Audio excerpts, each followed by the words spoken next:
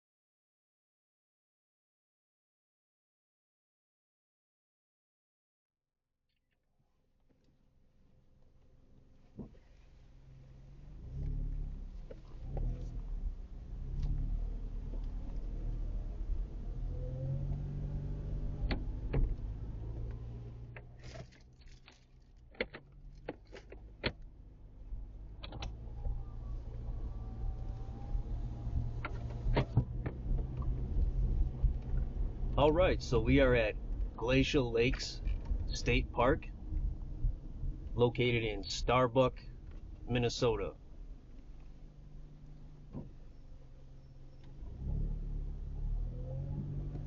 Now today the plan is to scout the 4 backpack sites here at the state park. One of them is to our left here, towards the main campground, but we're going to save that one for last.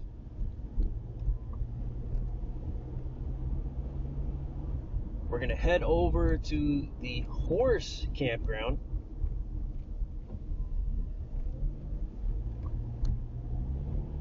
And that's going to be the parking area for 3 of the backpack sites.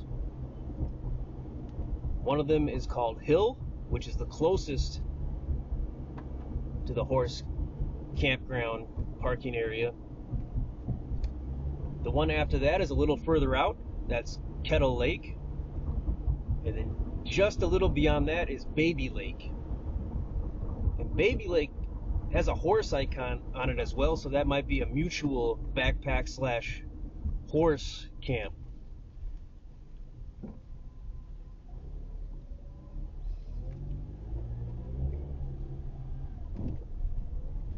And the group camp, if we would have kept going straight, we would have hit the group camp area. So we're headed towards the horse camp.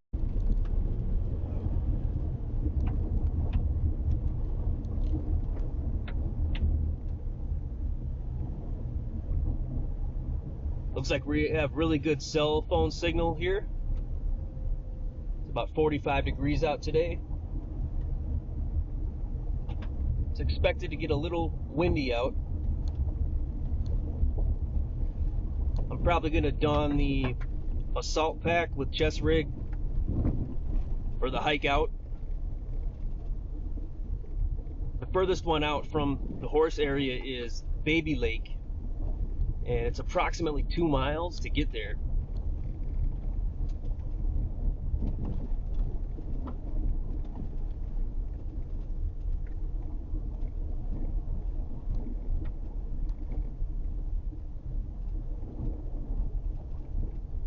I'm going to be navigating the hike with the Avenza Maps app, as always.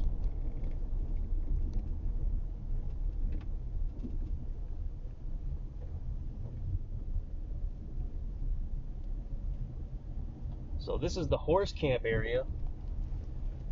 And the lady at the office said I would park over here for either of these 3 backpack sites that are over in this area. So here we have the signs for the Baby Lake, the Kettle Lake, and the Hill Camp right here. I'm gonna park next to these.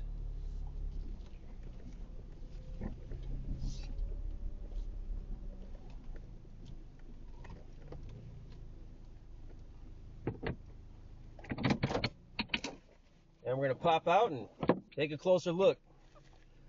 Kind of been a long time coming to check these ones out, so I'm really excited we had the opportunity to do this today. So I'm gonna gear up and then we're gonna head out. Here we go.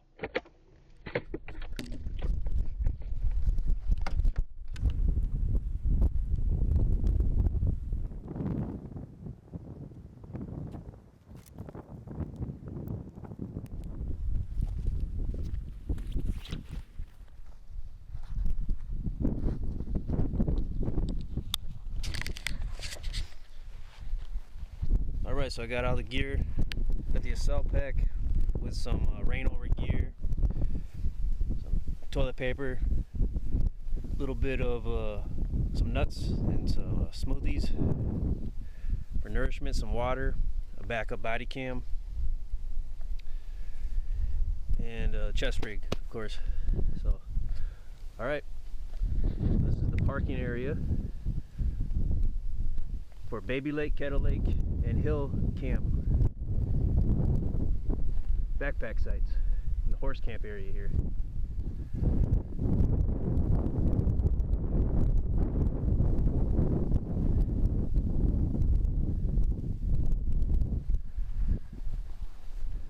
I'm real excited to be scouting out these backpack sites here at Glacial Lakes State Park in Starbuck, Minnesota.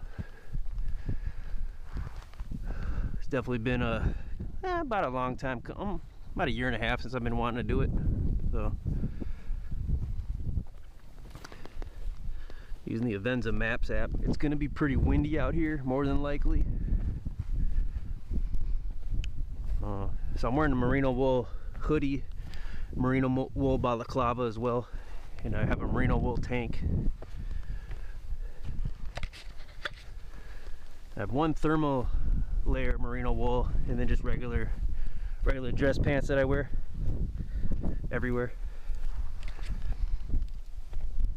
So the first on the docket is Hill, and Hill appears to be the closest backpack site out of all of them from the parking.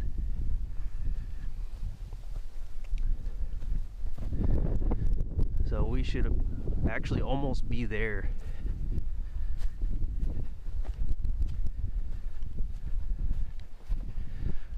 Now, I have been at this state park a couple times before.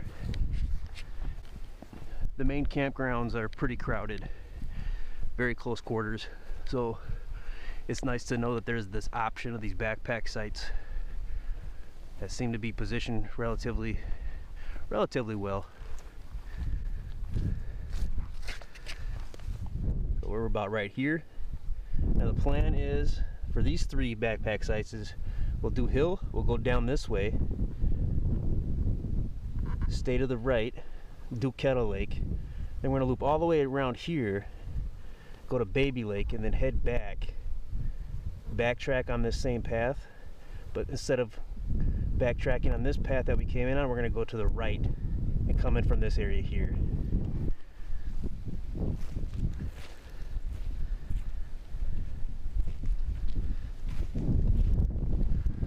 So it looks like Hill is somewhere over here.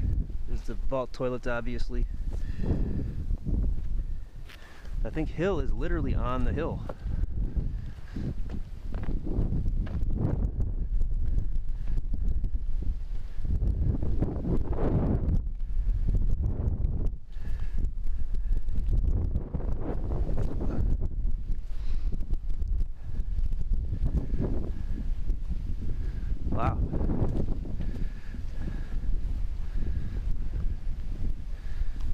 Let's take a better quality picture of this.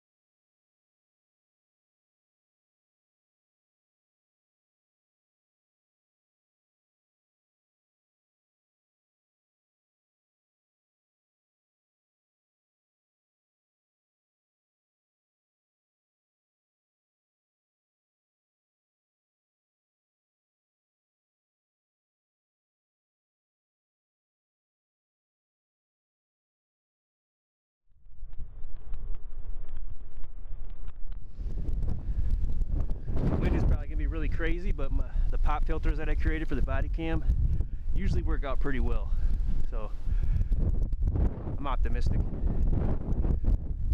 can see the parking from over here.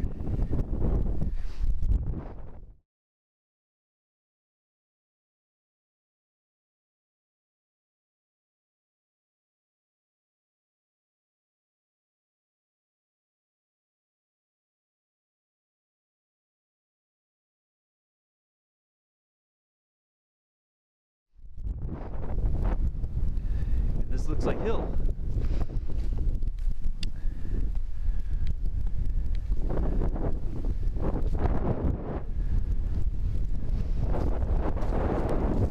There's nothing that really says it's hill. There are two dots for hill.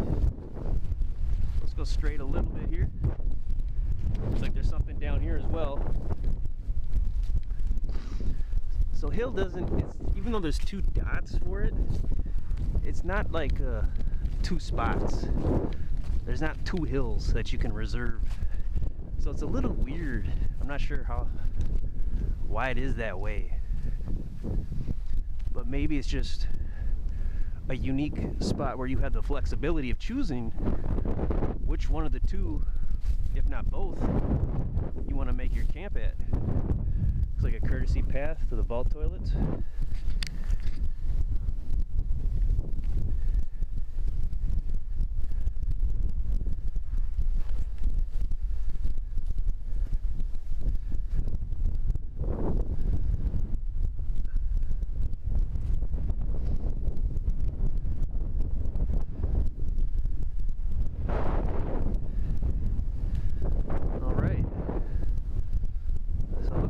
Top part that we saw coming in, as you can see from here, in this area here. And I definitely prefer this area.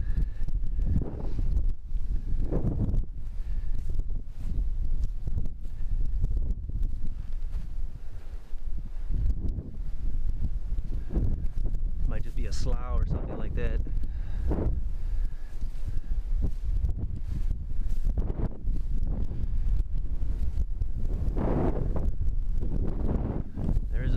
Bit of a slant here.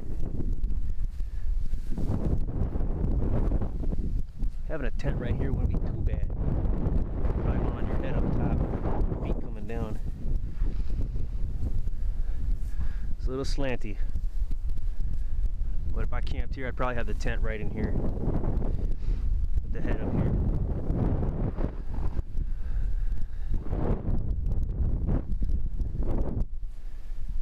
Alright, so it's kind of close to the intersection with the trail. You might have people cutting through here accidentally thinking it is a trail. It kind of felt like that to me, like it might be a trail, then it curves in here.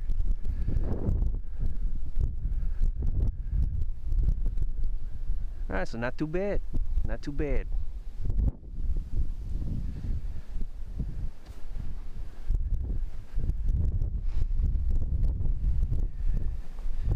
I'll take another look at the top part here.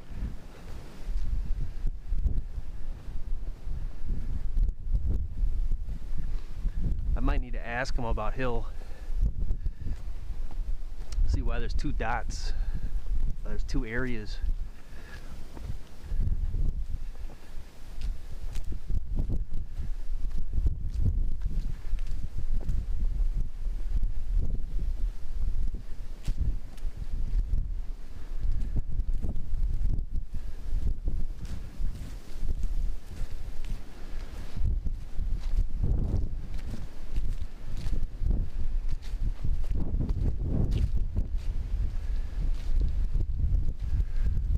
Cool up here though with the view. Got the beautiful rolling hills here, Glacial Lakes State Park. Awesome rolling hills. Looks a little desolate today in late November, but in the peak of summer it's glorious.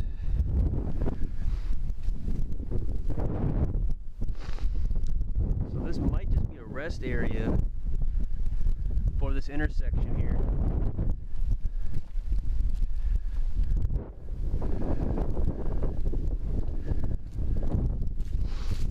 Trash can went flying off.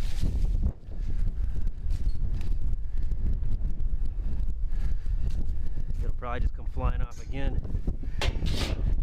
I'll keep it in the vicinity there. Okay.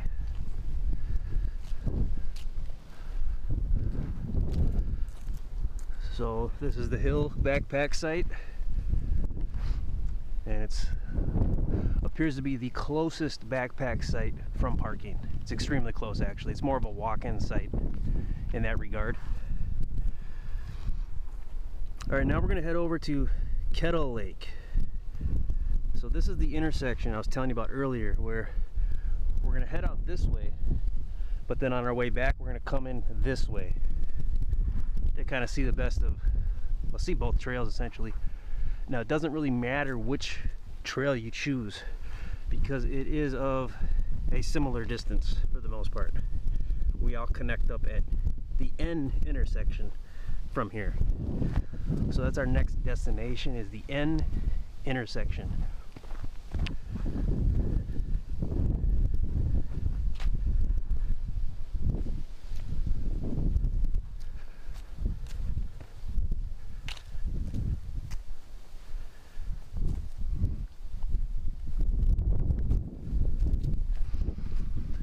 Last night I camped at Glacial Lakes State Park, which is about an hour from here in Watson, Minnesota. And I just completed scouting the upper campground there. So if you're interested, you should check that out. It's a decent campground.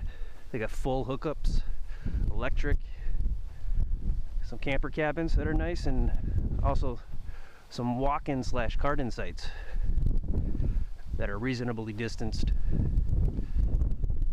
So that was my second camp there last night, and it was a good one. It's a really good opportunity to see the stars at night there if you don't have clouds at night. Really good opportunity there.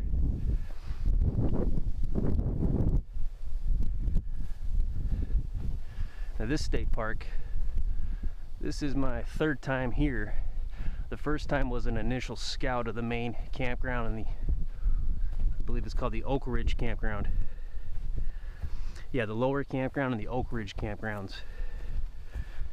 And the second time I was here, I had a camp in the Oak Ridge campground and did a hike. And during that hike, I got to take a look at the Oak backpack site. So to get to Oak, you actually park in the Oak Ridge campground, right at the tip of it. So that's the goal of the day once we finish scouting these other two sites over in this vicinity of the park. We're gonna hop in the vehicle, head on over through the campsites to the end of the Oak Ridge campsite, park there, and then hike out and check that one out. So I'll show you where to park for that and the hike in as well. It might be barricaded, it might be blocked off, so we might not have the opportunity to do that. So then I'm gonna have to see what I'm gonna do. I'll probably just find parking and just do a longer hike in and still show you where the parking area is when I get there on foot.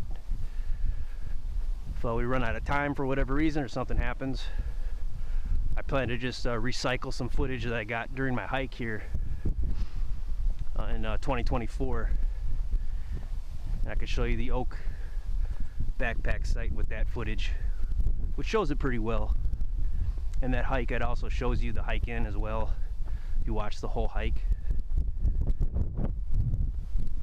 And it starts off right in the area where you would park. So I still got that. I'm pretty optimistic though we're going to be able to capture all of it today here.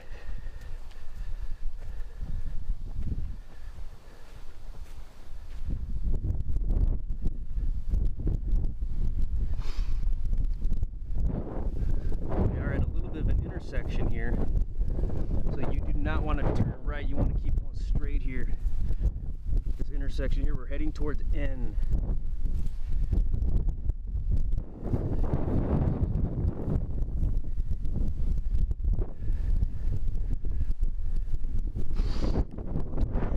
Oh, right here, right now, about K.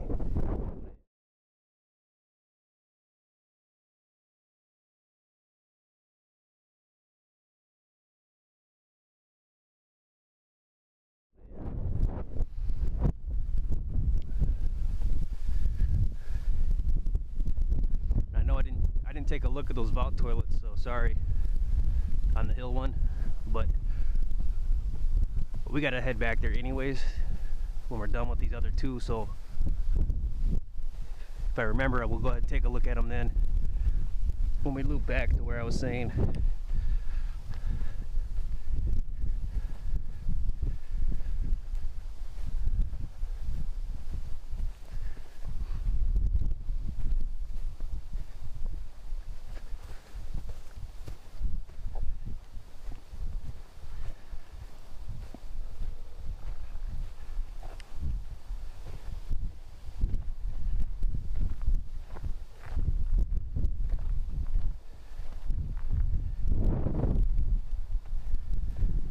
Glacial Lakes State Park is probably one of the most beautiful Midwestern state parks in Minnesota. And it has these really awesome rolling hill prairies.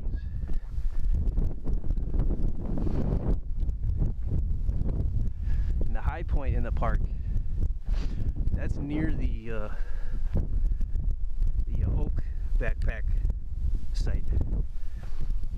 And if you get to that highest elevation point, it's pretty near there. It's a relatively close hike from there. You get a really awesome view. I'll show you what that looks like right here.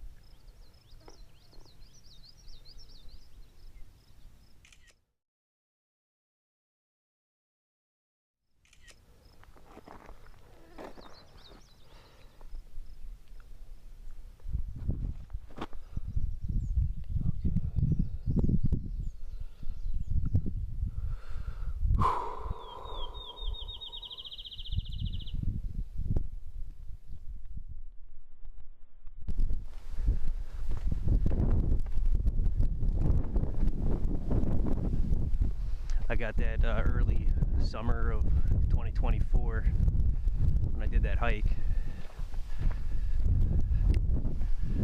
I did camp in the Oak Ridge campground, and it is close quarters, man. Pretty much every site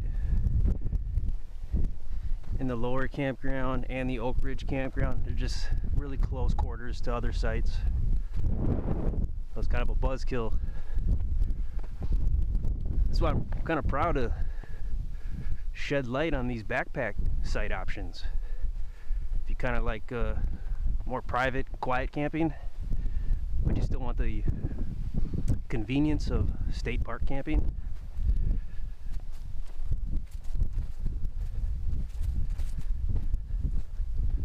And the cool thing about these sites is, well, the two we're headed to specifically is, and the Oak one as well later, but you get a hike as a part of going to it.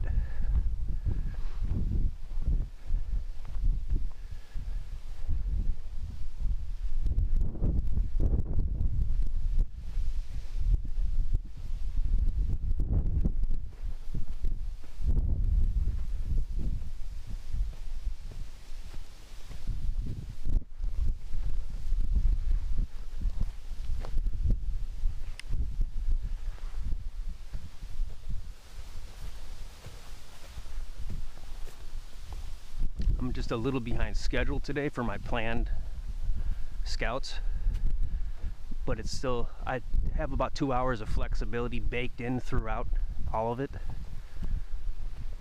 So these first 3 sites, I'm kind of hoping to finish off within 2 hours. And then I'm allowing myself another 2 hours for the Oak site.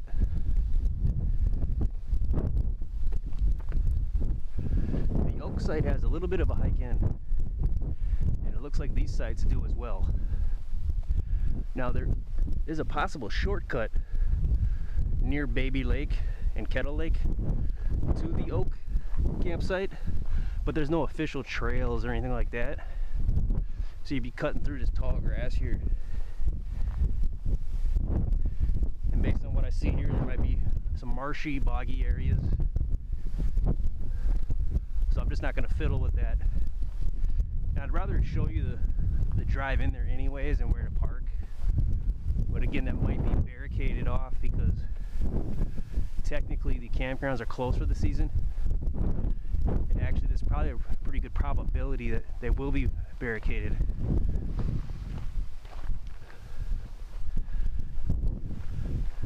So I have to walk in further. It might add about an hour to everything.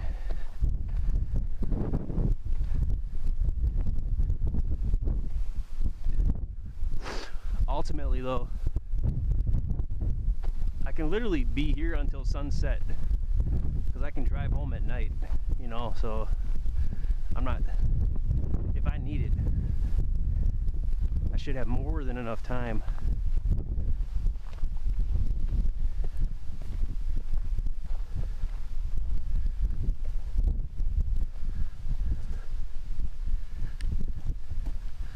Oh, we're coming along here nicely. We were about 75% of the way to the end intersection from where we started at the hill campsite.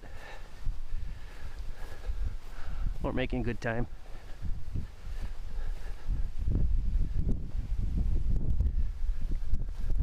I'm kind of curious to know why the baby backpack site has a horse icon and a backpack hike camp icon, but the Kettle one doesn't have that as well. Another thing to call out for the Baby Lake site is there's actually another trail that heads in the opposite direction from where we're coming in that just goes off the map for the state park. So there might be something at the end of that, like some kind of parking or something. So maybe there's kind of a situation where the equestrian or the horse riders can actually park over there and bring their horses in. So I'm not sure about that, but just calling that out.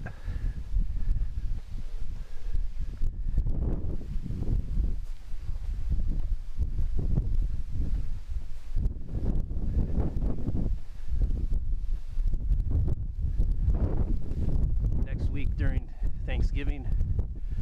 I have a camp trip planned at Cipher-Tu State Park, the Lake Superior Cardin site number H, as in Hank. So that should be interesting, but the forecast, the temperature is going to be like in the upper teens. And I know Black Friday historically is usually a really frigid day, almost always. But Thanksgiving, when I arrive at Cipher-Tu, I do plan to actually do a foot scout of the Baptism River campground. So I can publish that and show you that one. And I'm mulling it over. I'm about 80% sure roughly that the next morning after I break camp from Cipher-Tu, I'm going to beeline it right to Glacial Lakes State Park and actually do a scout of the 5 backpack sites there as well. It seems very, very practical. Slightly ambitious, but very practical. So we'll see how that goes. We are at the N intersection. N is in Nancy.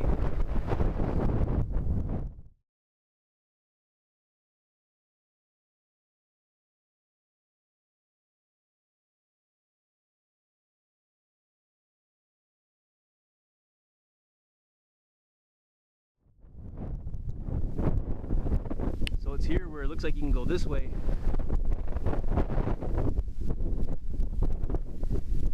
You can go straight to L from here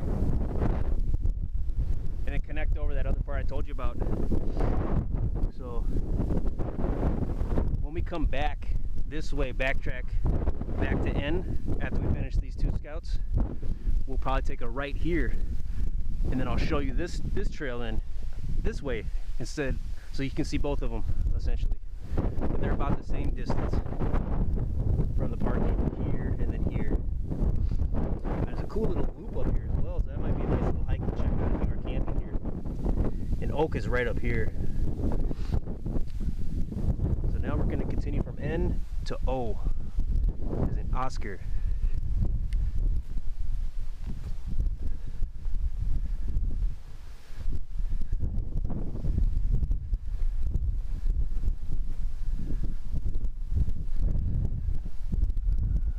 Nice as we're heading this direction. The wind is to our back, so that's very nice.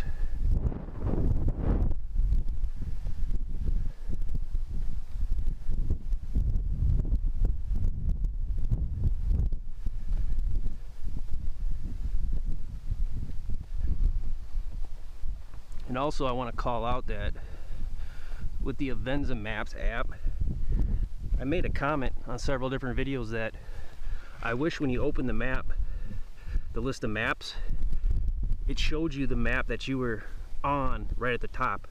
And you can do that. You just have to sort by distance up here, and it'll show you the map that you're on right at the top of the list. So I'm insanely stoked about that. They thought of that. So the developers for Avenza Maps, they are a stellar, phenomenal group of people, far above par for the majority of the development community, far above par.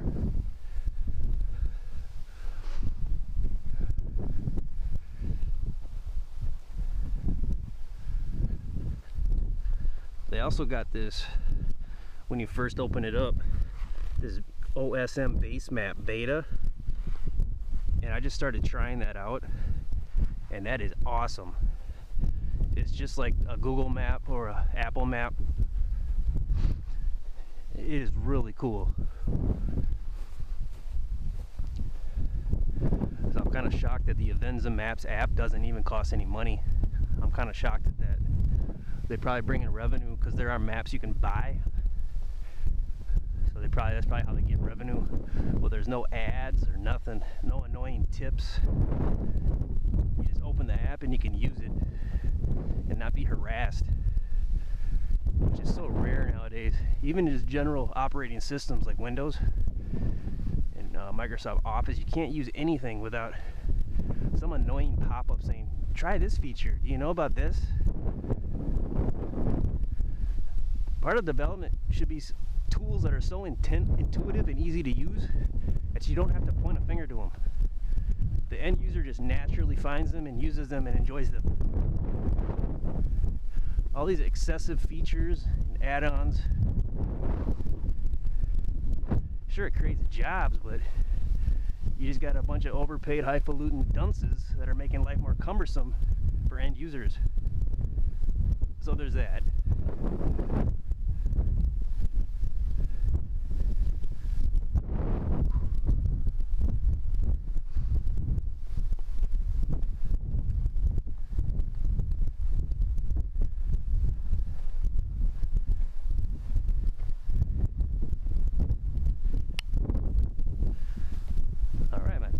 Are staying over my boot.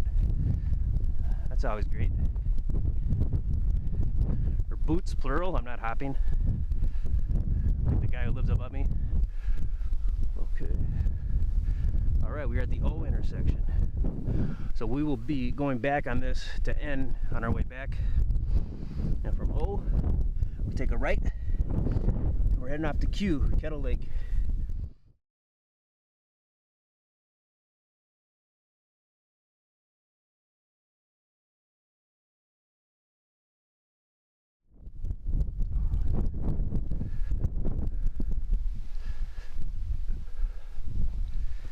You can go this way as well, but we're gonna stick to this trail, and I'm keeping my eye on my GPS on the map itself to make sure I'm not confusing myself thinking I know where I'm at and I don't, which is common for me.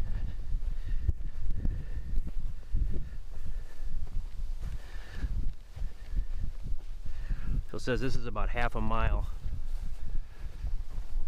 0.6 miles, and then we will reach Kettle Lake.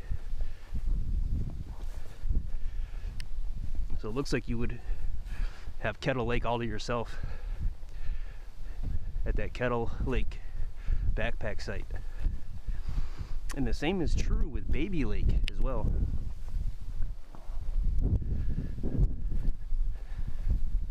Something about Baby Lake, I like the name for some reason. What, the picture on the DNR website, it doesn't look too inviting, honestly. It looks real desolate and open. Even on this entire hike, there's been really no shade. So you gotta be careful of that during like the summertime. That can be a really big deal. Make sure you got a hat with a rim.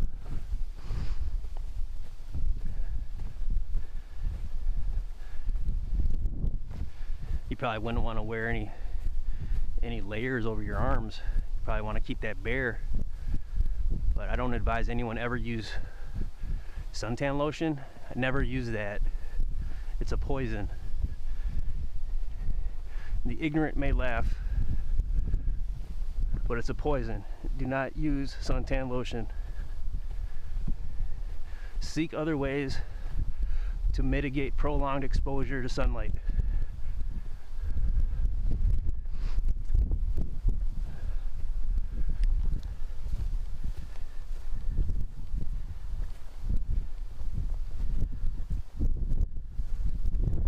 So we're about almost 20% of the way there to the next intersection, which basically would be the campsite, Kettle Lake.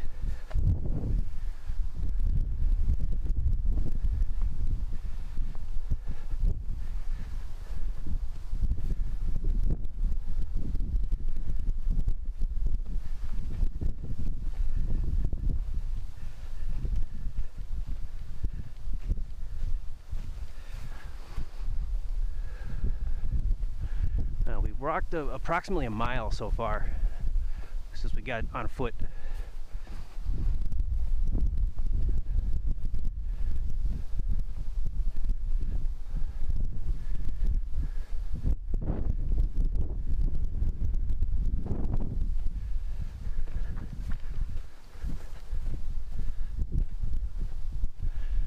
Another thing I want to point out is I called the ranger station last week or so. I was asking about these sites, and all of them are red during this time of year, which means you can't reserve them. But the lady told me, and she's real casual about it, she said, yeah, but if you want to camp at one of them, just call us up and let us know, and we'll let you book it. I couldn't believe that. So if it's off season and you still want to camp out here and there hasn't been like a bunch of blizzards, you can give it a chance. Call the ranger station, say, hey, I want to camp here on these days, and there's a reasonable chance they can make that happen for you. So that being said, there's a possibility that these sites are actually occupied. You wouldn't really know because they probably just stay red no matter what. So you couldn't really tell, but they're so spaced from each other, it doesn't matter. She did mention though, it is kind of snow permitting, like I said, with the blizzards. So it sounds like they still plow the horse camp area, so you can still park in there. But if you're hiking in on this and you got a foot of snow, you better know what you're doing. You better have a little experience. You probably want to have some mucklucks. You might actually want to have a pulk, P-U-L-K. It's like a sled that can pull your gear. Me myself, I'd probably just have my rucksack and my mucklucks. Although I do have some new winter boots this year I'm going to be trying that may be sufficient.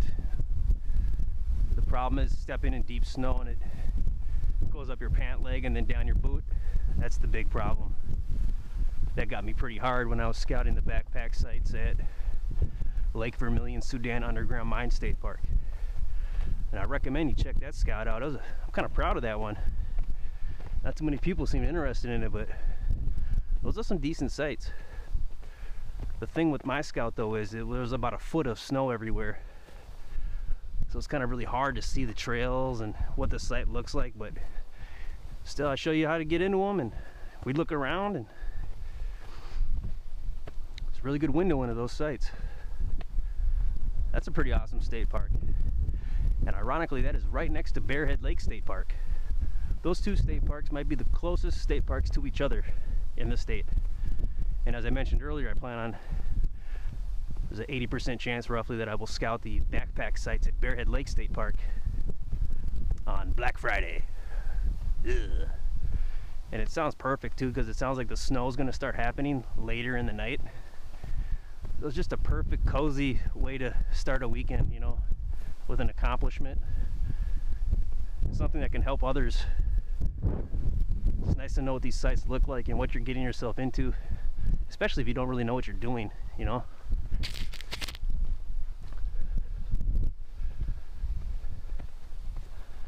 I mean, state park camping is pretty simple, really, but if you don't know what you're doing and you're just kind of getting into it, it's not simple, and don't underestimate it either. Respect it. Especially the backpack sites. You have to respect them.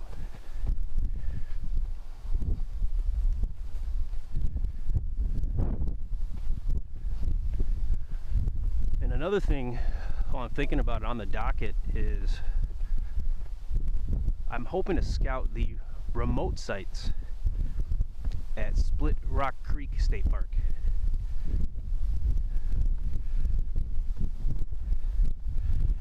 That's a pretty famous state park in Minnesota, right by that famous lighthouse, right off Lake Superior, the Great.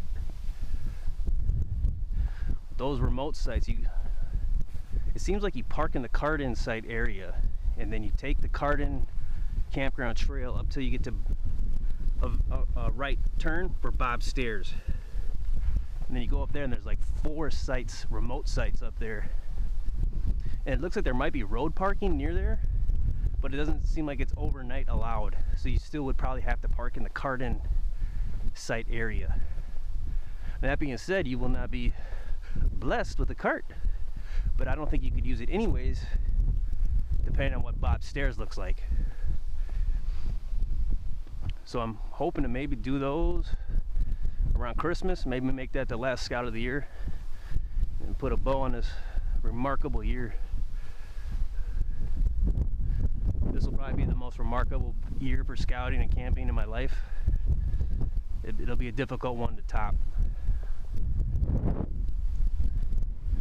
I'd have to come upon a large sum of money or something to top this year. I kind of overdid it, to be honest. But I've only got 2 state parks left to camp at. Well, that's not true. 2 state parks left to go and see. Lake Bronson and Zippo Bay. But I still have about 5, maybe 5 or 4 to officially camp at. And then, like I say, I camped at all of them. But I can almost say I've been to all of them. That's pretty... It's a little bit of an achievement.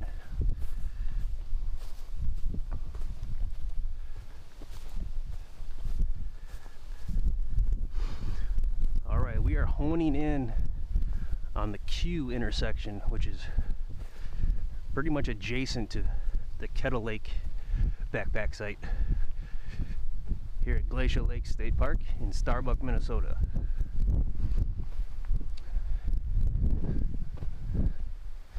This is that twisty, knotty part on the trail here on the map.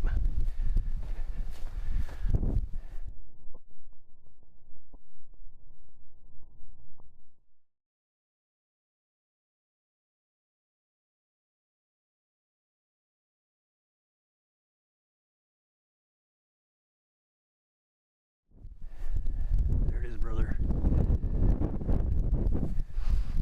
There it is.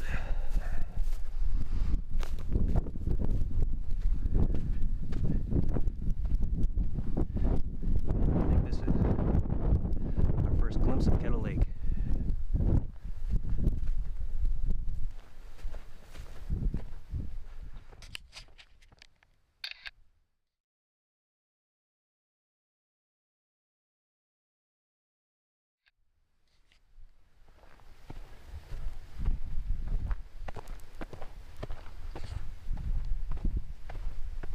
Okay, so this is the backpack site straight ahead, and so I'm not gonna lie, it is pretty desolate and open, no shade.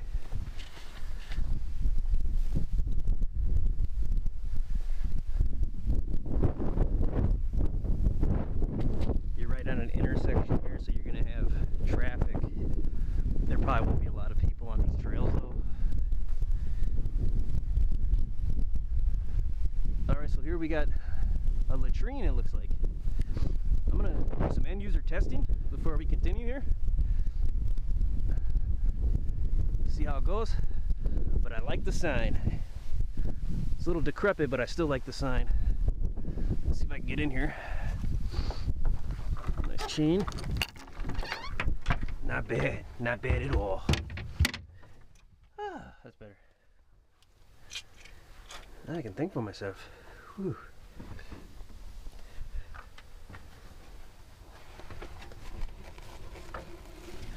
Alright, so we got a decent amount of toilet paper hidden on the upper deck here. Not bad at all. There's no ceiling. It doesn't really matter for the most, unless it's raining. Oh, this is heavy use as well, so there's a pretty potent smell, but it's all in the open. So at least there's that. When you come inside here, it does hold tight, but it's loose.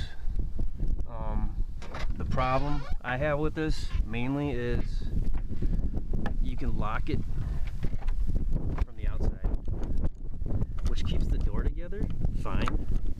The problem is someone can lock you in there, but you could just climb out if you're like, if you crush really hard, you could just pop right out the top.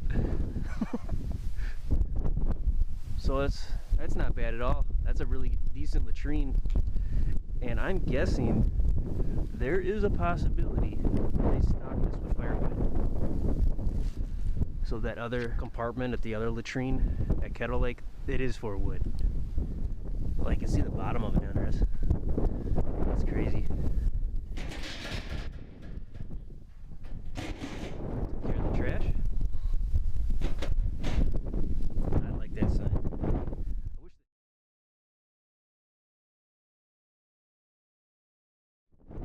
I wish the hill had a sign like that. That's one thing I was gonna call out that I didn't like. It didn't have a sign for it. Okay, so let's get a closer look of the Kettle Lake backpack site.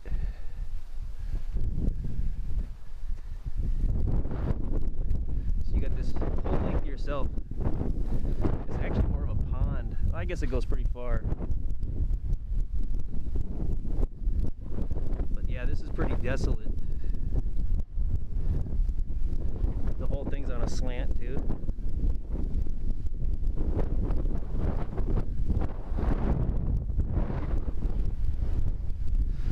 You got a nice two-wall tent. Bunker down here, have a nice windy one. But this whole thing is on a slant.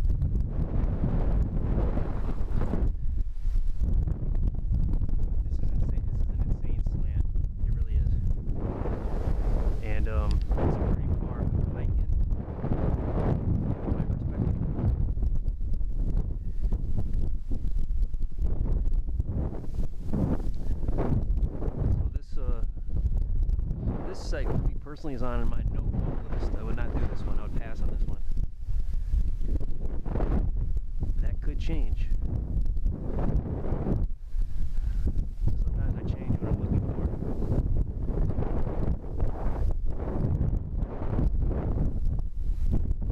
But it definitely let me down. I was really hoping for a lot more. It's just not even on a level ground, you know? It's right on an intersection. We're right here. Alright, now, Baby Lake is just yonder.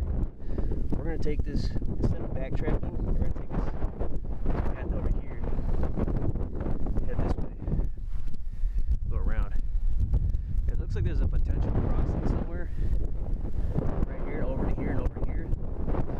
That doesn't matter much. We're just going to stay straight, head to the R intersection essentially.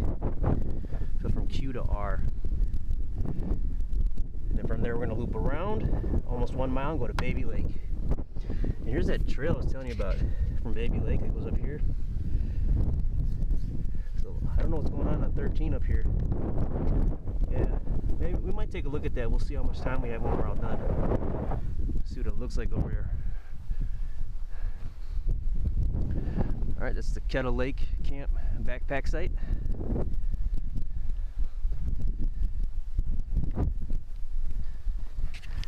And off to Baby Lake.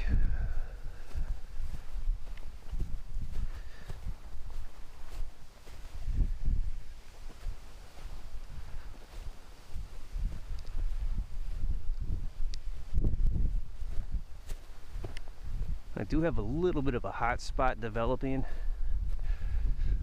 on my toe, right next to my big toe on my left foot, on the bottom of it. So I'm just being mindful of that.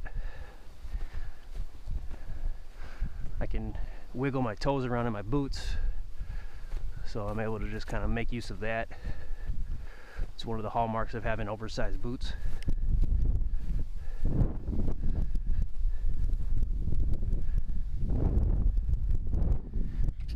Hey, just in your own little area here though.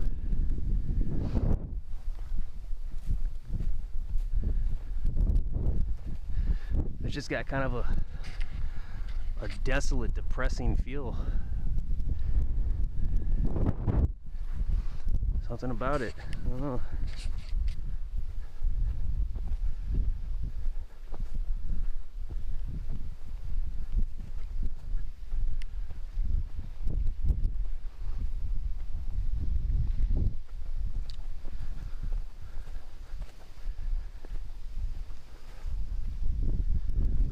Looks like the water's starting to freeze up over there.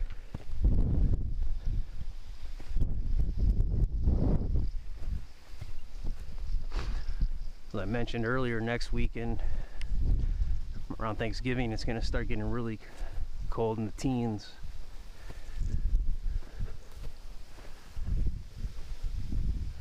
I had a pretty cold camp 2 weeks ago at Glacial Lakes State Park. I do have a scout of that campground,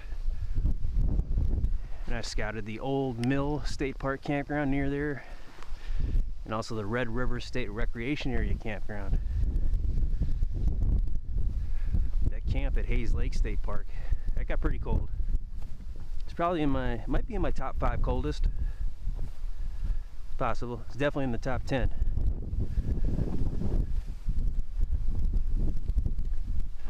I feel a little guilty because I've never camped in anything below 0 Fahrenheit. But that is a whole nother ball game. That is serious. You gotta be real careful with your electronics. I don't even know what aspects of my gear will fail at that temperature. For example, the straps on my ruck might snap. The bolt holding up the frame sheet might snap. The tent poles might become too fragile and bitter and snap in the cold. So I'm just not sure.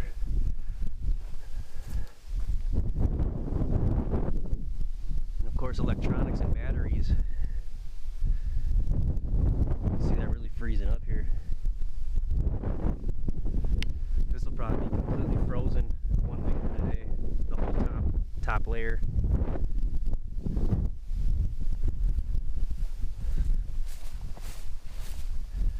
And also the stove situation of the butane.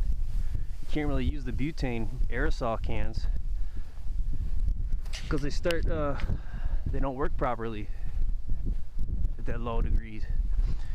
And then the alcohol fuel, you have to use more of it, and it takes longer to boil water. So you almost can't even do boiling water. But you kind of have to do boiled water to keep your water that you need to drink liquid. So what I've been doing recently in the colder season here is bringing a bigger kettle, which takes longer to boil the water, uses more fuel. I get that water boiling, which takes about 10 minutes longer than it would in the summer, maybe 15 minutes longer. It's crazy. And then I pour that into my containers. I have to make sure they're metal containers because the plastic will melt. The problem with metal containers is they freeze quicker, they get cold quicker. So I just have to store them in the inside of my rucksack and kind of cover them with other gear. Try to insulate the heat. And I wish hot hands, those packs that you shake, I wish they had a stronger efficacy, but they are very weak. They're very weak. Still they work, but they're pretty pathetic. And they don't last long enough. So I don't know. I did resort to using several of them at Glacial Lake, and they helped. But they always let me down.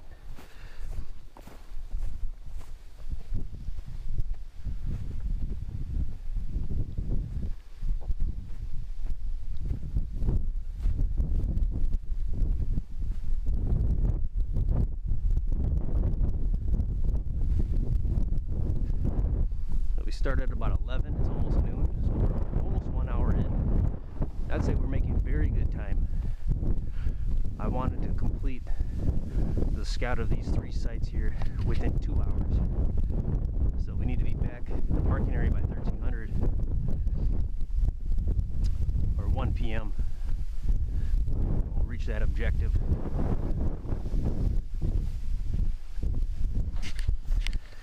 And hopefully I can drive through the campgrounds. Hopefully they're not barricaded. I'm thinking they might not be. because the backpack site in Oak, but I don't know.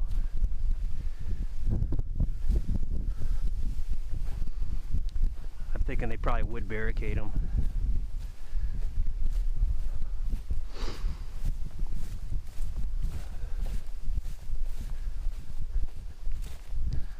Bit of a slant here. This isn't kind on your feet when you're hiking on it, because your feet are always slanted when they land and when they're pushing off, so that increases the risk of blisters.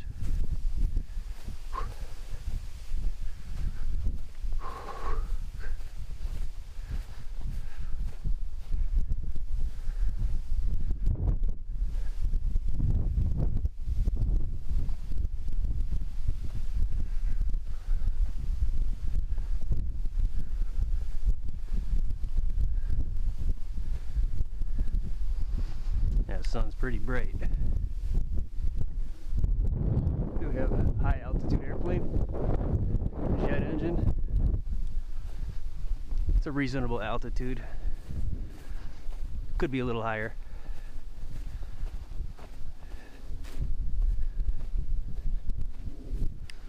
So you'll probably hear a handful of those while you're out here, which is usually the case everywhere.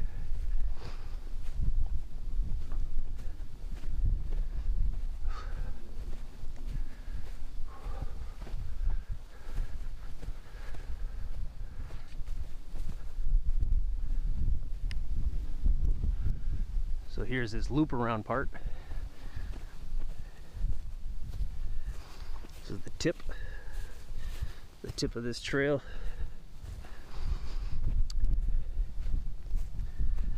And then it's straight on to Baby Lake.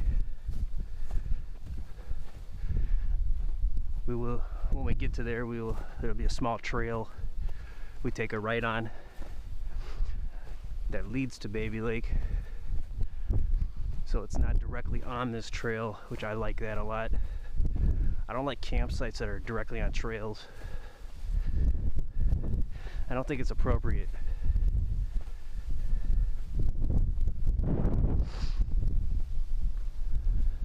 I've seen that several times this year. I've seen backpack sites directly on hiking club trails. I saw that at Maplewood State Park and Franz Hevne State Park.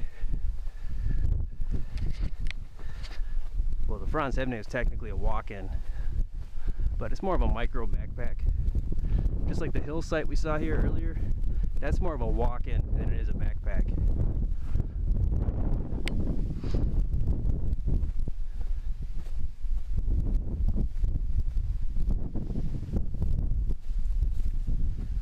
And the walk-in sites at Lac Parle State Park, they actually provide carts, which is really nice, but it's so close to the parking area, it's kind of over the top. But it is convenient. Right at the tip here of this trail.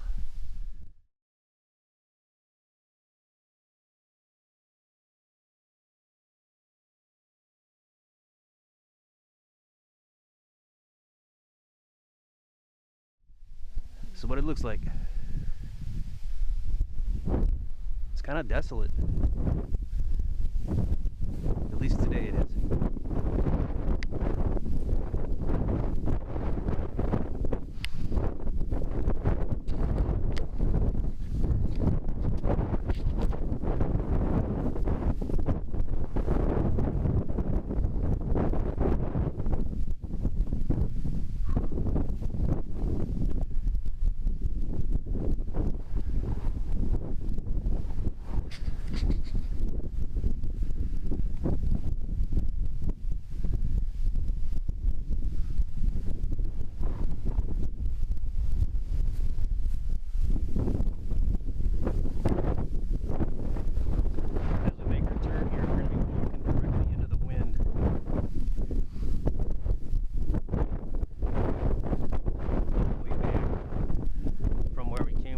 Direction, we're going to be walking towards the wind if it maintains its direction it has maintained.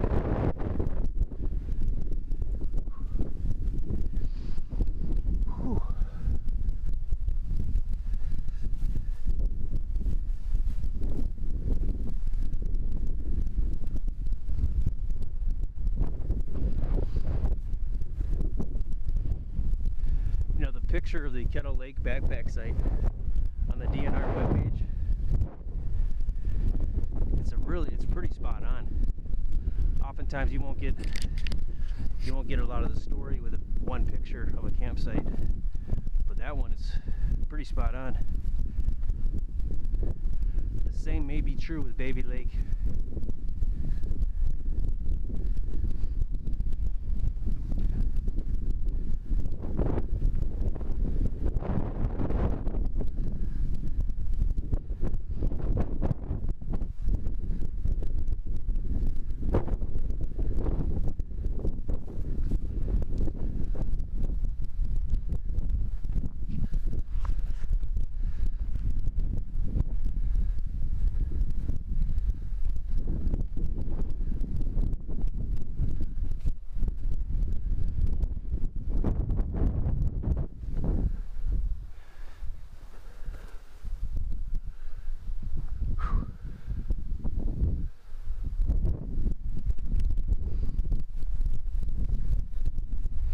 This was a summer day, it would be pretty brutal with the sun and the heat.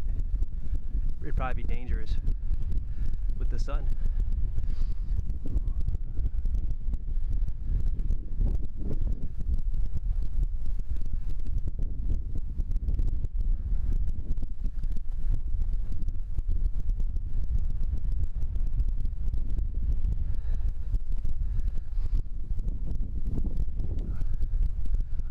Bow on the words here for a while. We're just going to dredge on through this wind.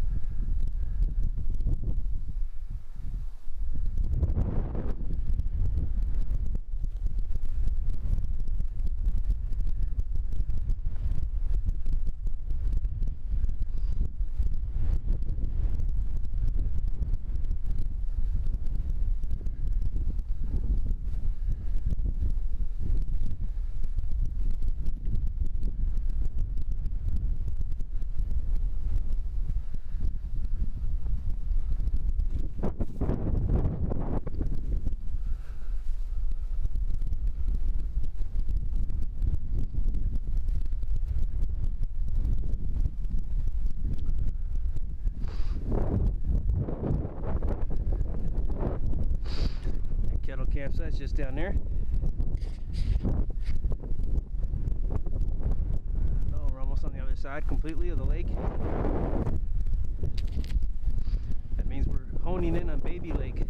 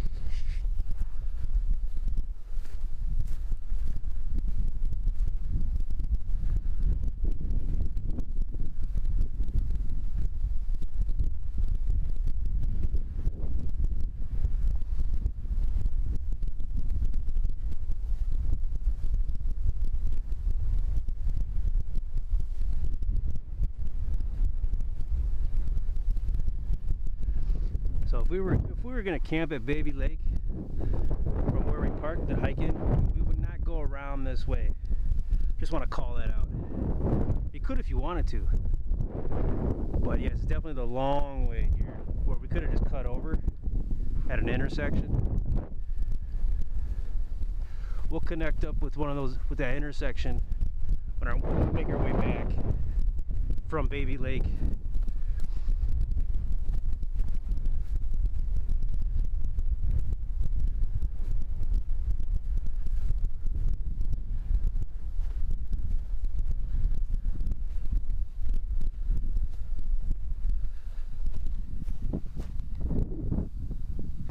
And we are almost there, very close.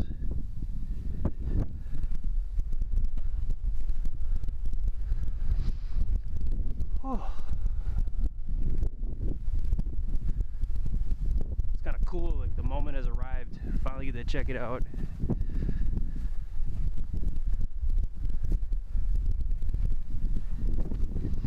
Haven't had any snow yet this year.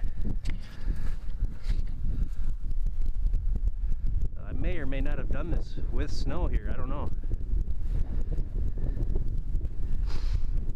Guess it didn't hold me back at Lake Vermilion, so.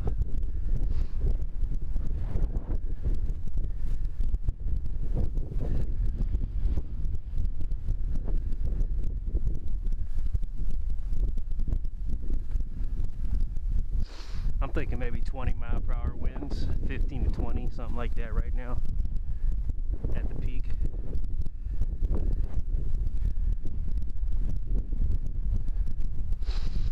All right.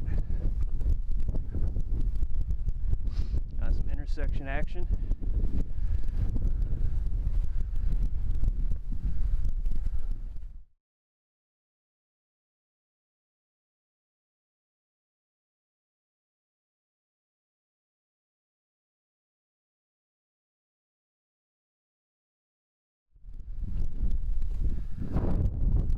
There it is. What a beautiful sign. Man, that's a beautiful sign. It's just perfect. Wow.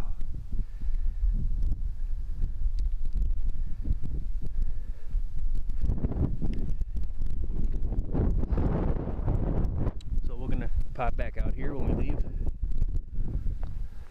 So this trail just heads into Baby Lake. There's this really cool wagon there. Oh wow. And there is a longer trail that goes out, like I mentioned earlier, towards the road, one of the roads. That road is 13, it looks like. 255th Street and 13 is the intersection there.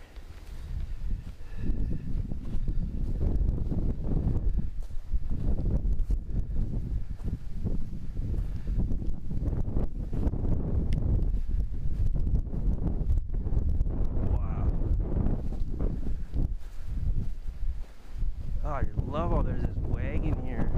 Oh, that is so cool. Wow.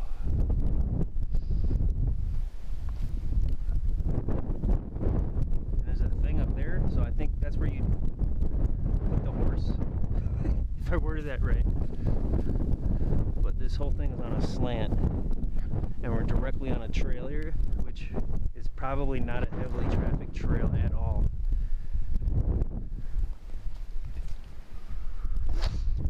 The vault toilet is actually, or the latrine I should say, is in the best place where a tent would be, unfortunately.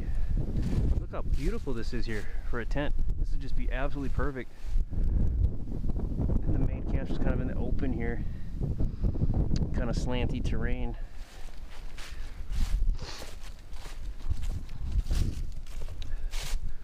No, same deal here, you can lock it on the outside. Nice and stocked. Oh, some dude wipes. Oh, XL. No, they're not the medicated ones. Those ones always make me laugh. There, now I can quit recycling, as my grandma would put it, until more builds up. I really like this look, like the leaves. Something about it. This is really cool, man. Free the leaves. Alright. So not too bad. And check this out. Oh my god. So that other compartment at the other latrine at Kettle Lake, it is for wood. Oh wow. That is insane. You just use what you want and then you pay for it later. Unless you're a derelict, then you just don't do anything. Wow. Man, I always love it when I see that. I just don't like how this site is in the open here. Right in the sunlight. The wagon is where you probably put your tent. Even though the wagon is really cool. I really like the wagon.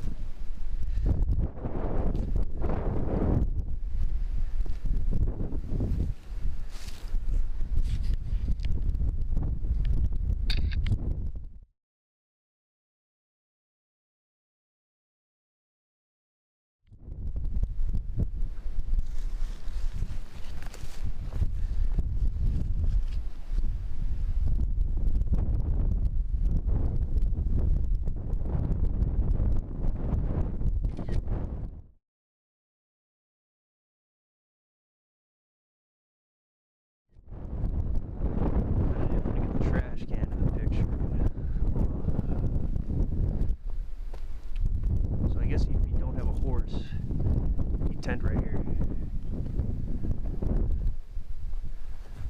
Wow. So it's not what I would have hoped, but it is what it is. Baby Lake. There it is.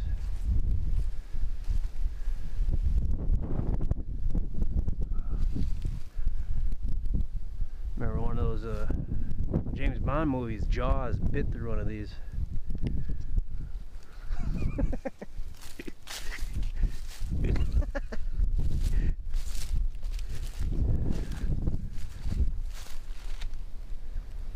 There's really nowhere to put a tent. If you were to break the rules a little and go off to the camp a little.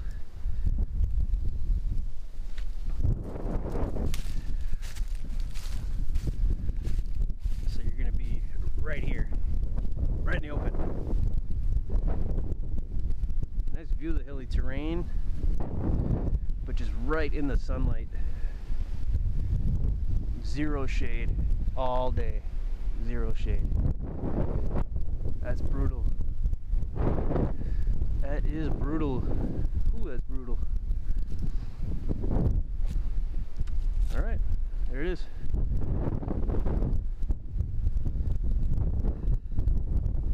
This trail is about 1.2 miles, and it goes along, and it goes to that intersection I talked about earlier.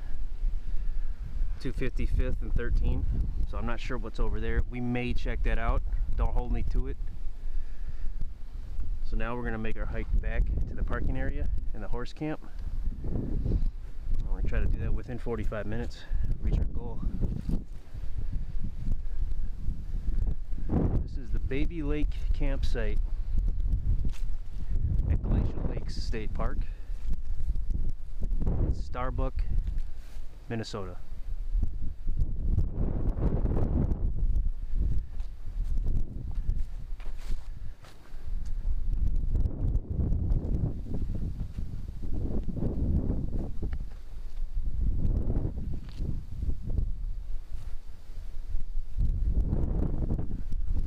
Yeah, the whole area is wooded.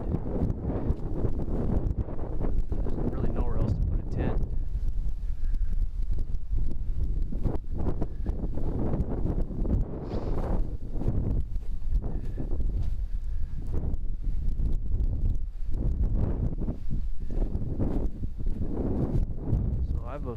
Me personally, I've officially seen all 4 of them, and I think the oak backpack site is probably the best one.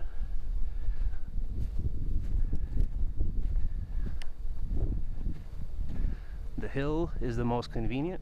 The Kettle Lake and the Baby Lake, it's kind of a lot of work, and the site really doesn't deliver that much for either of them. Still something about it though, I really like it. I like the wagon, I like the latrine, I like the sign. Alright.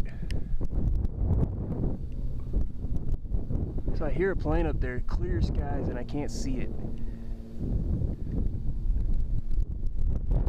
It's like it's in another dimension. That's really weird. I should be able to see it plain as day.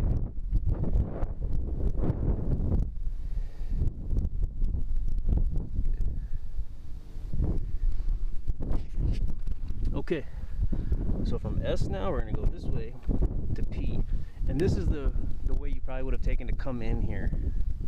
We just went around to see Kettle, so we went around the end just because we were already there.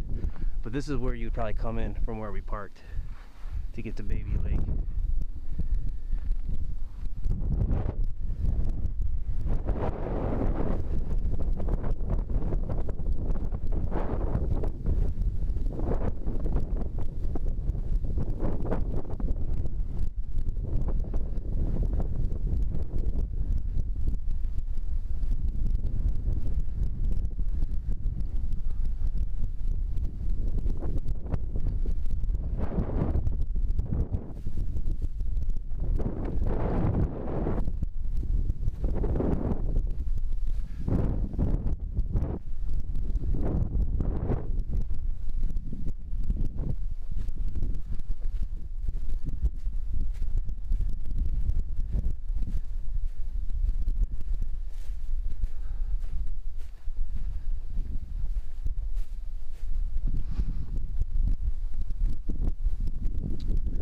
Looks like there's SOS only out here for cell service. So when we entered the park, we had decent service, but SOS only out here. I'm not totally sure when that started, but I assume the same is true for Kettle Lake as well.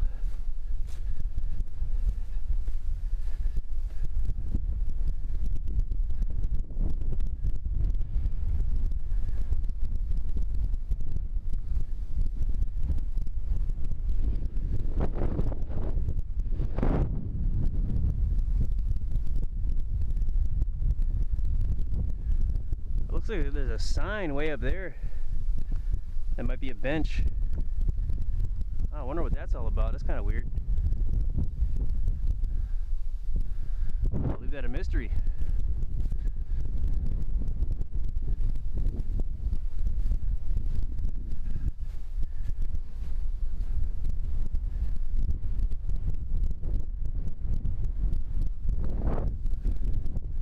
Alright, see a tower in the distance.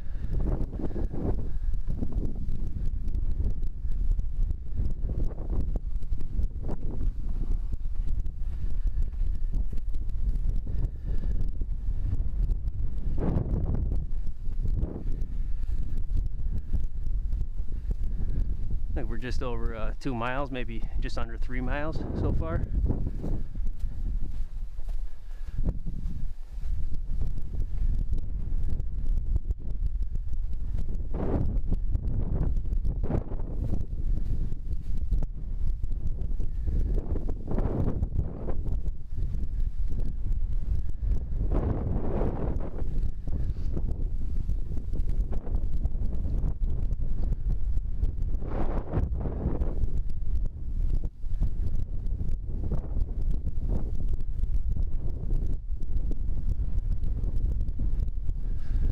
Awesome rolling hills.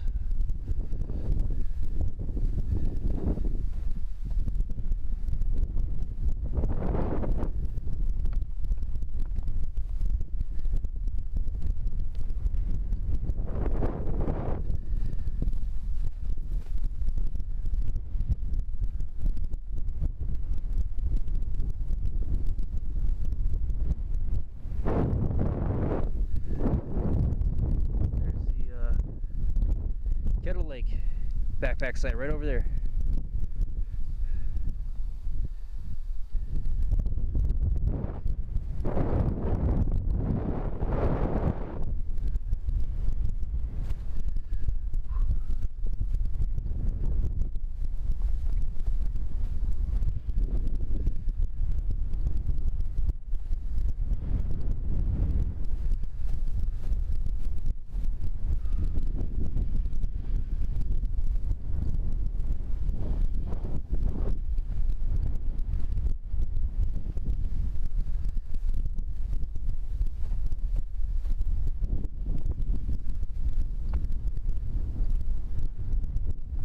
A reasonable incline ahead of us.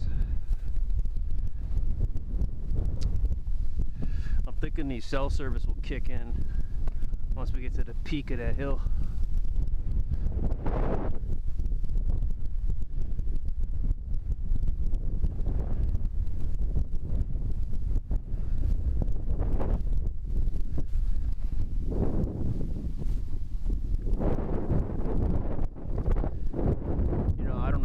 It would be, but this might actually be a with these Kettle Lake and the Baby Lake, if you know what you're doing, and only if you know what you're doing, it might be a cool like setting your tent up actually on the lake itself when it's really frozen out, like late January, mid-February. Only if you know what you're doing though. If you know how to test the water and check it and everything. If you do that, you got level ground. That's for Kettle Lake though, you can probably get right on it. But Baby Lake is, you got to go down a slope and there's all types of woodland and bush. It's not practical at all.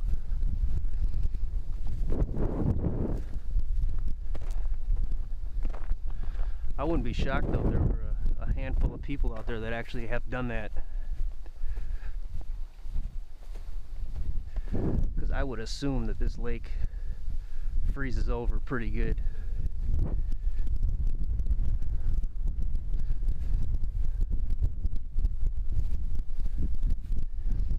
I used to watch Eric Normark when he used to make videos. I really miss him, but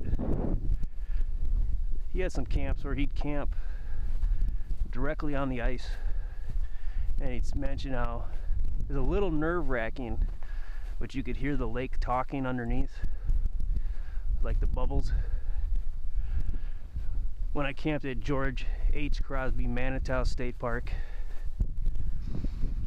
on Christmas Eve 2024, I was on the Benson Lake near it, campsite number 22, and I heard the lake talking from there. That was so cool. There's a gargly, like a burpy gargly kind of sound.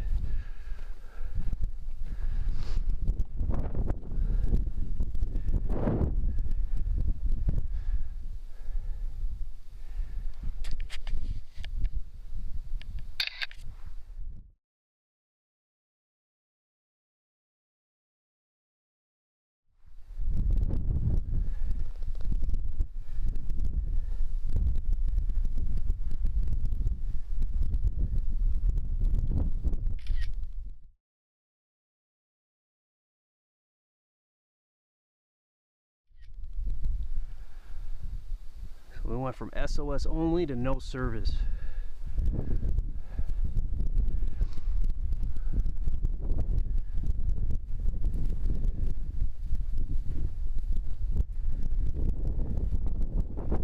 This year I may try to scout the remote sites at Split Rock Creek State Park around Christmas, but it kind of depends on how crazy snow gets.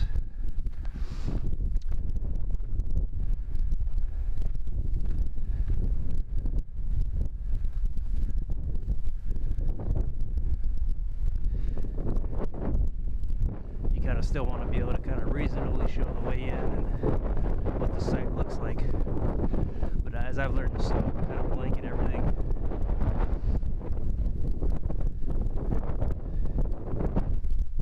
But you can still see it.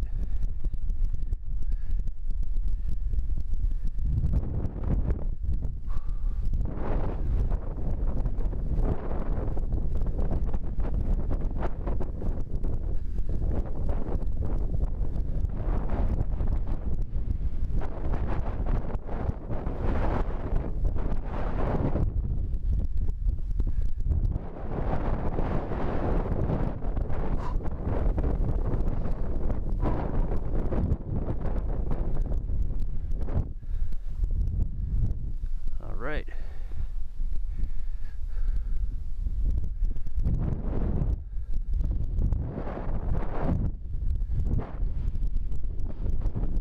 Hey, that's the high point down there. Looks like there's people there.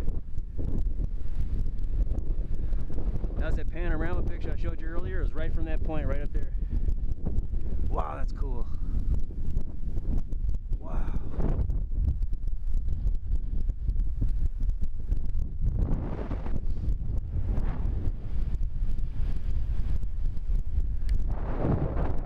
And the Oak Campground is just yonder.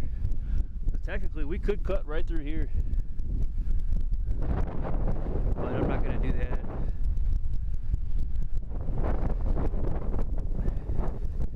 We just have to venture back to the vehicle anyways. Yeah, it looks like there's people over there.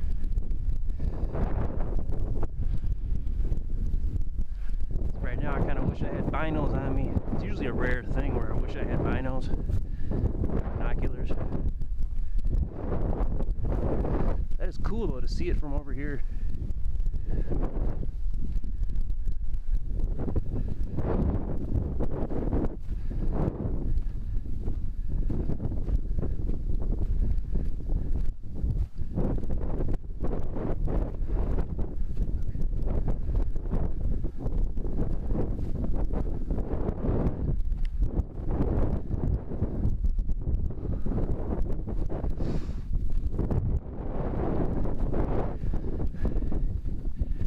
Sure, I just saw a cigarette butt over there. If you're here and you're smoking, there's something wrong with your brain. That is just weird. Wow. So this is P as in Paul.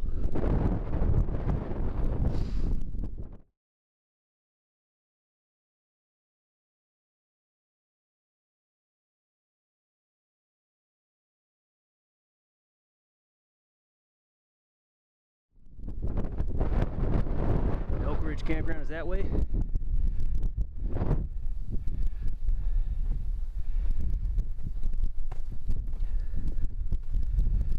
Might as well.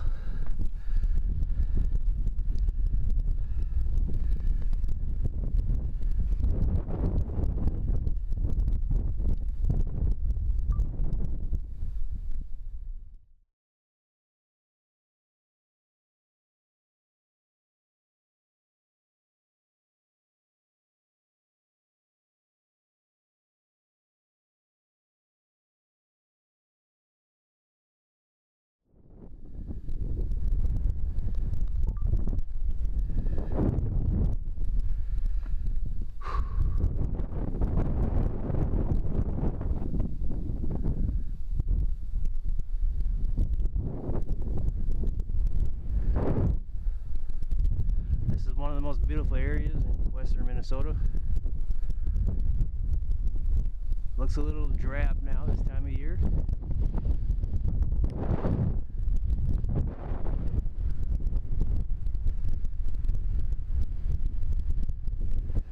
Wow. We're here.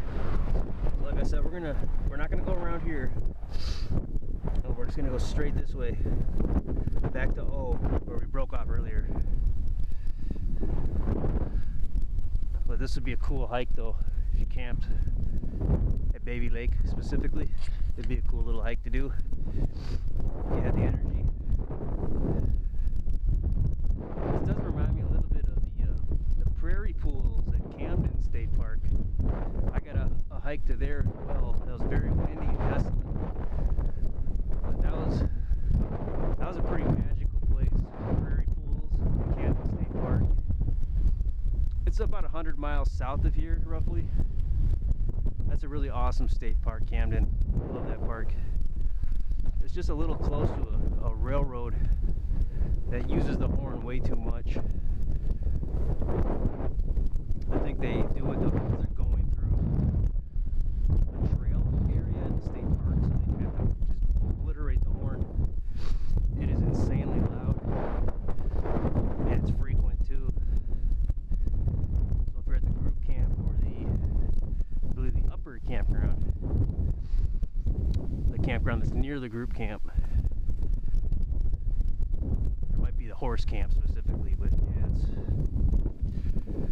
that train is ridiculous. It's probably the only thing I really don't like about that park is that obnoxious horn on that train is so loud, even through earplugs. And the rumbling too of the train, you can just feel it coming. At least you're prepared with the rumbling. You kind of know that the horn's coming soon. It doesn't just come out of nowhere. But every time it happens, you're like, oh God, not again. You know, it's one of those things.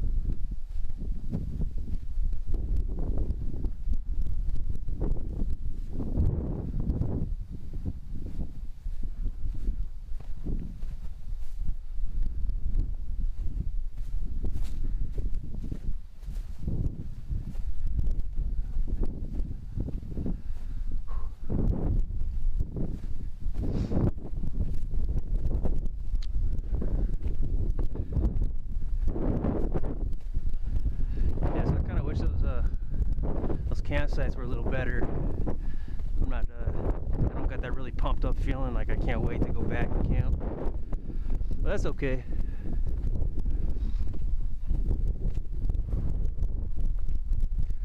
This park really, based on how cramped the campground is, it really needed some really decent backpack sites. And these are fairly private and isolated. It's just not ideal the way they're situated. It's just not really ideal. It's just slanty, and Baby Lake is right on that trail. Both of them are on a trail actually. Baby Lake, that one is more on a trail, even though it probably is not a highly trafficked trail. So here we are at that intersection where we went this way. So if you were coming in and you're going to camp at Baby Lake, you just stay to the left here, go straight. Kettle Lake, you go that way. Obviously, after we've seen it. Now we backtrack here, and when we get to N, we're gonna go around, take a right instead of going straight to K. We're gonna go towards L, so I can show you what that part of the trail looks like. 'Cause coming in, you could take either side.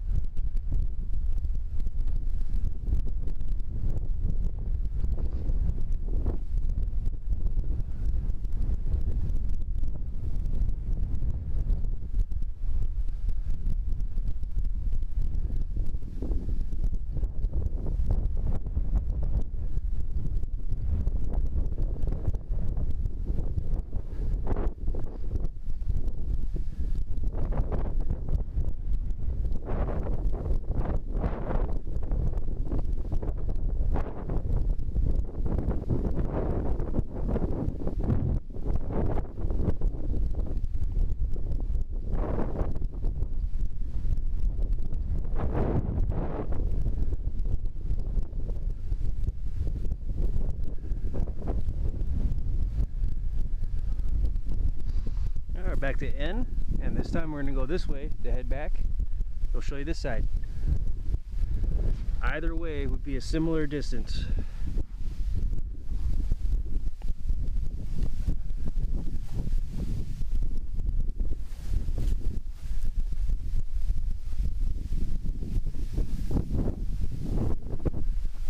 Wow. Wow. This is more treacherous. More boggy and marshy.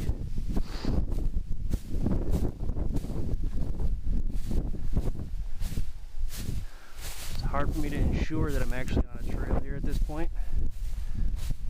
So this is a curveball here.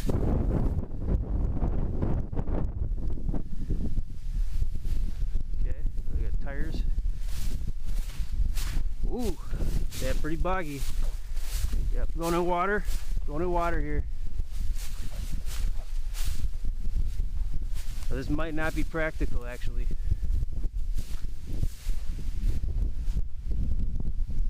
Looks like there's higher ground up here, so try to push forward a little. There we go. Reminds me when I was at Lake Maria State Park earlier this year. I got a video for that too. It's a long one. It's my longest one. That was the whole camp trip. Yeah, so that got a little sketched out there.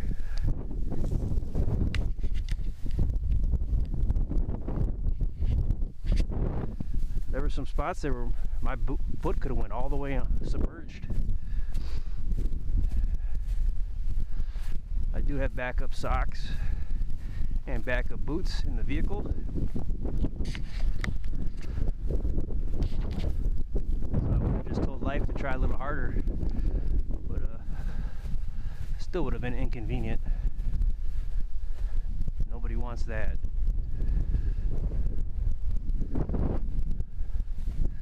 There we go.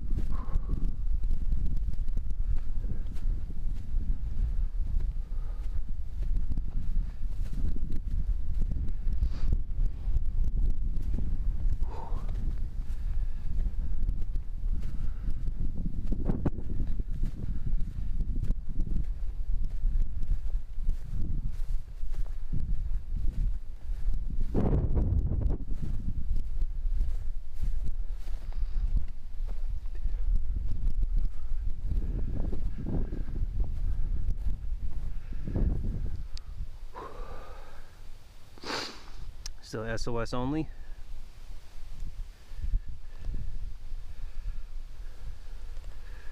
We're about 20% of the way of this trail back to where we parked, and we're on task for our goal for time. I've allocated another 2 hours to check out the Oak backpack site. Though I have footage of it,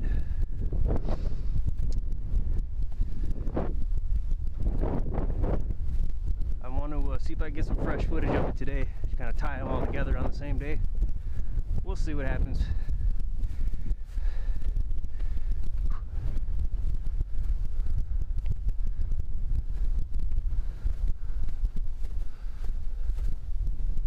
Because I'm prepared for this wind, it's actually helping things a little bit with keeping my sweat down.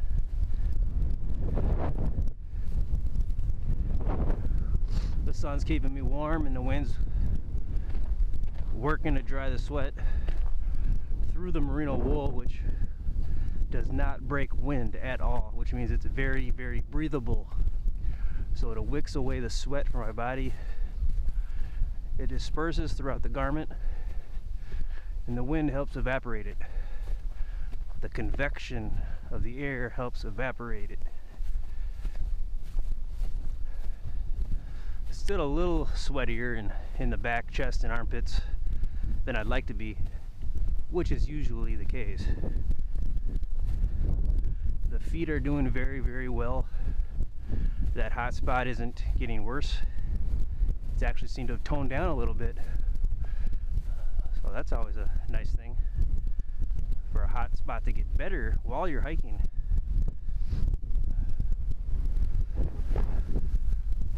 I'll take that as proof of the efficacy of my foot care efforts.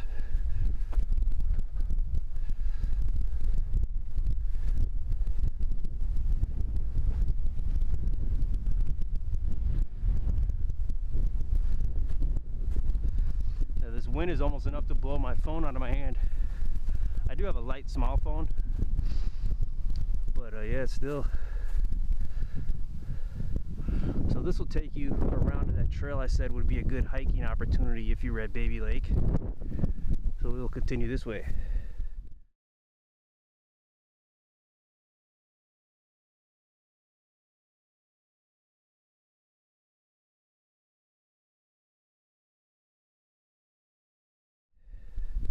From L over to beach where we started.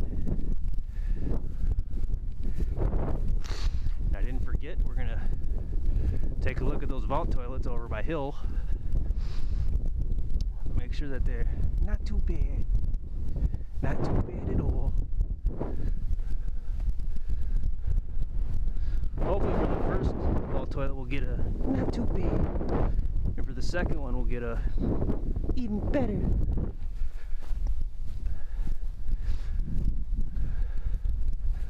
That always makes my day when that happens.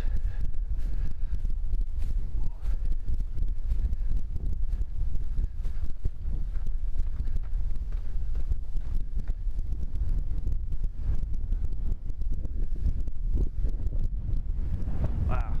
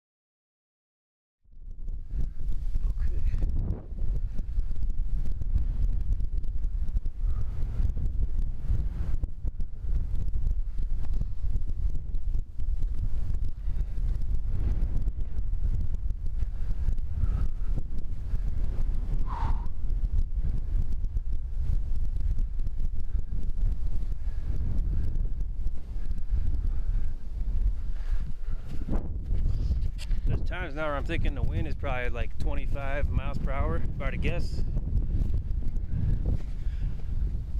I don't really calculate wind speeds often though, so I don't really know. I'm just kind of guessing.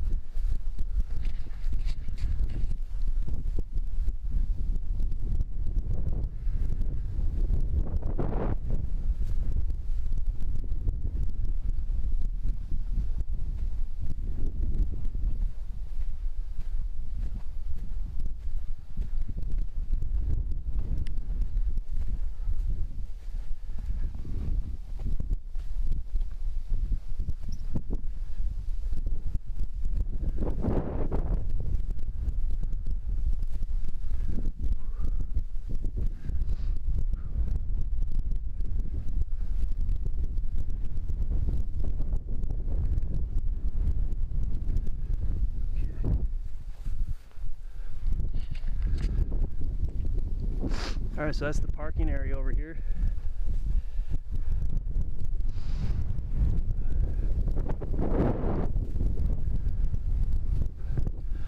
Oh, the horse campground essentially.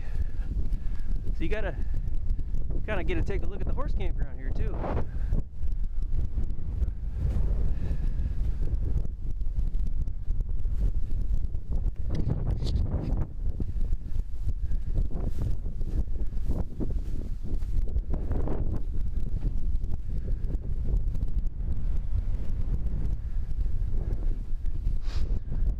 I'm pretty sure I couldn't deal with all the work that's associated with having a horse.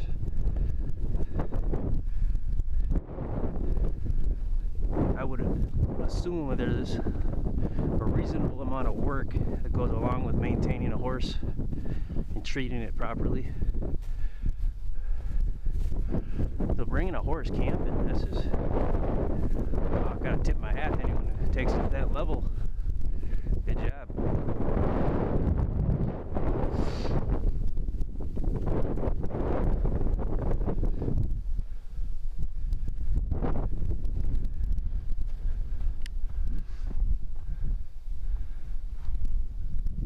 Okay. Yeah, the campgrounds are further out, I'm pretty sure.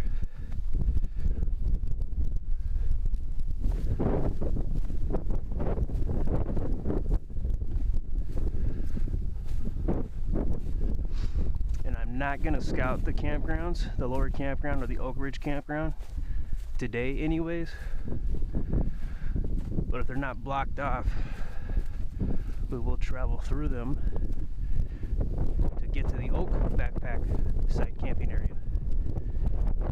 And even if they are blocked off, I'll probably just hike in through them anyways on the road, because I want to show you where you would park to go to the Oak backpack site, because at this point I'm pretty sure that's my favorite site here, and if I were to come back and camp here, that's probably the site I'd go with.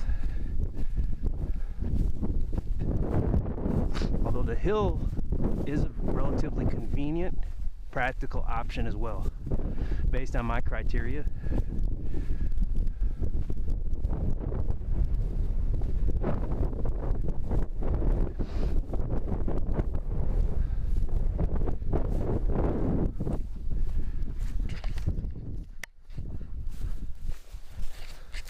And I mentioned earlier, if you call in during the off season and ask to book a site, they'll let you do it sometimes. It's possible they'll even stock wood for you, because there's clearly roads here. Oh, and another thing I wanted to point out that I didn't earlier is on the map here for this park, they point out the fact that during the winter time the trails are not groomed.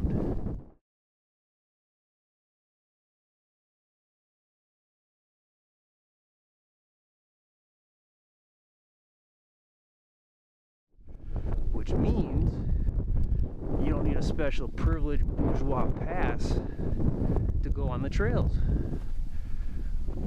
Some places where it is groomed, it's illegal. It's literally against the law to walk on the groomed trails.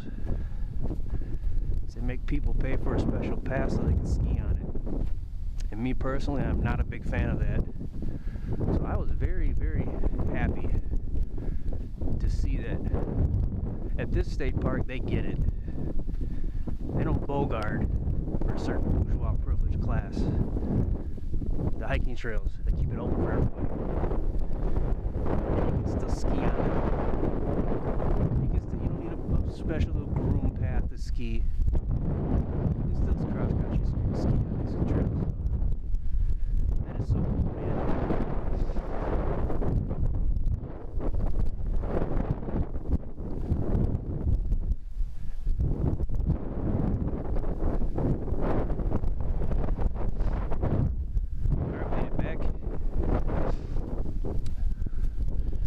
It's pretty much 2 hours. I still got SOS only right here, so I'm not sure when the cell signal went out. I had it pretty strong when I entered the park. It might be because we're in these rolling hills. If we could see what the cell phone signal looked like, if we had like a map of it, we could probably see why. I saw once somebody mapped out what a Wi-Fi signal would look like, and that was kind of interesting.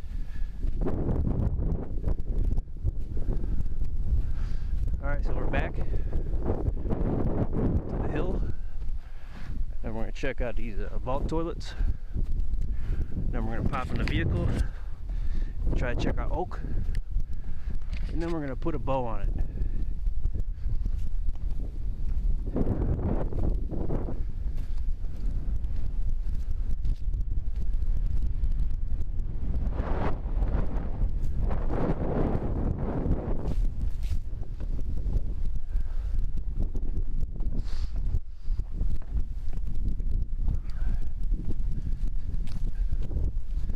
Back to the H intersection.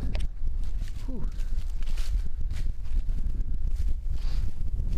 Oh, that's a really cool tree. Look how big that is. Wow. Wow. Man, I wish they got like that in the city. Yeah, the gentrifiers won't let it. Here's the path to the backpack site. Hill. So it's actually a men's and a women's, it looks like here.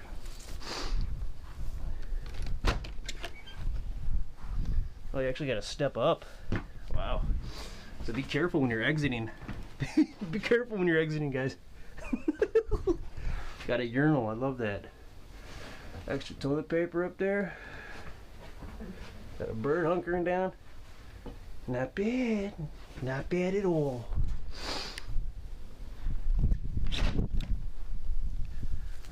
And this is probably the women's. So.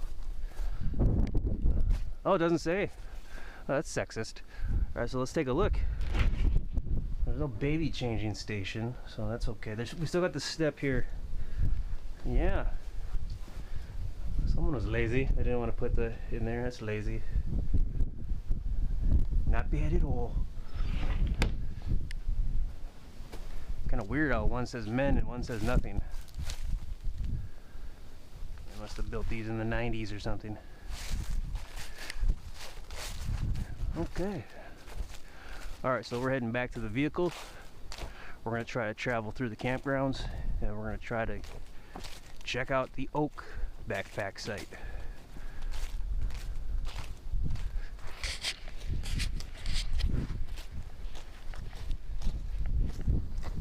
Ooh. So we got a trail going up this way too. It actually goes around, all the way around. So that'd probably be a cool hiking trail as well. As we've seen though, there's no shade really anywhere on the trail. So you're gonna want to make sure you're well protected from the sunlight.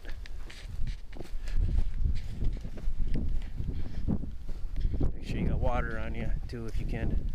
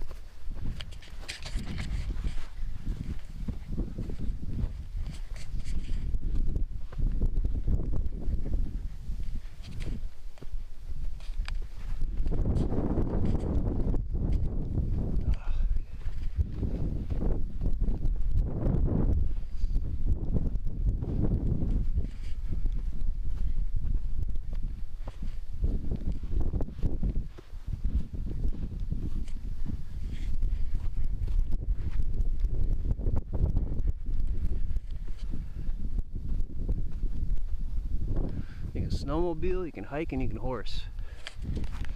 And if you want to ski, you've obviously got plenty of money, so you can just, there's all types of ski slopes everywhere, so you can pay for it. That's real convenient.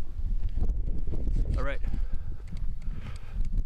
so we are going to hop in the vehicle and head out.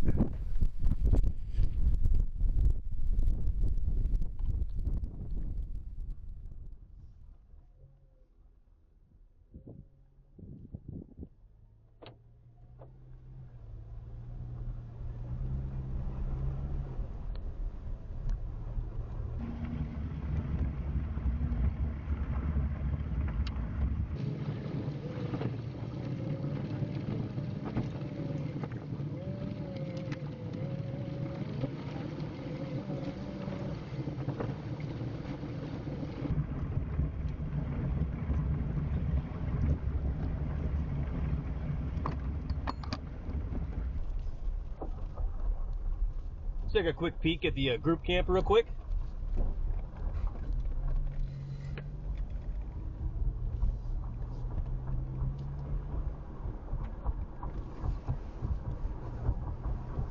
Since we're right here.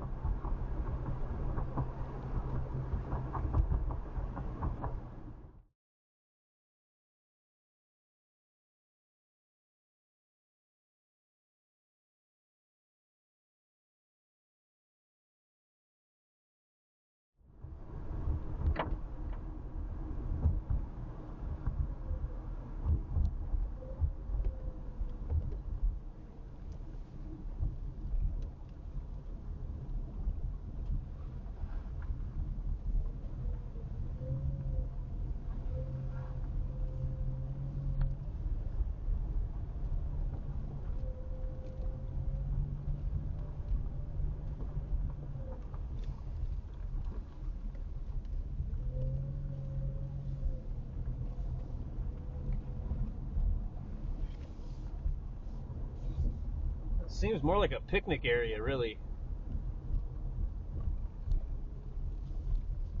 But I think it's mainly right in here.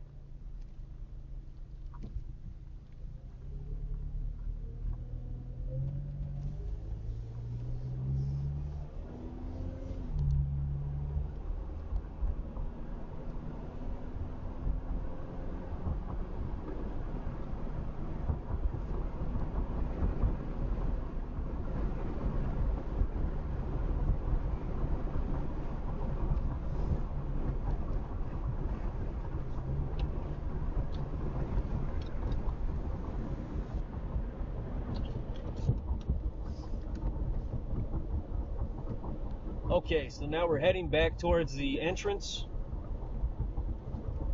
towards the ranger station. But before we get to the ranger station, we're going to take a right, and that'll lead us to the Upper and Oak Ridge campgrounds.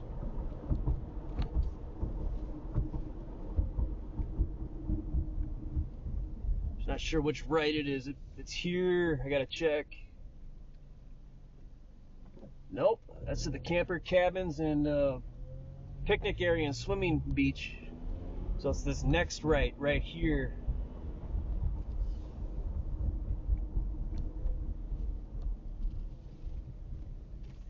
Yep, campgrounds. And that's and in front of us to the right is Signalness Lake, or Mountain Lake, I believe. Oh, no barricade. So far, so good. Now there might be another barricade in front of the Oak Ridge campground. You have to travel through this upper campground. I think it's upper or lower. Lower. You have to travel through this lower campground before you get to the Oak Ridge campground.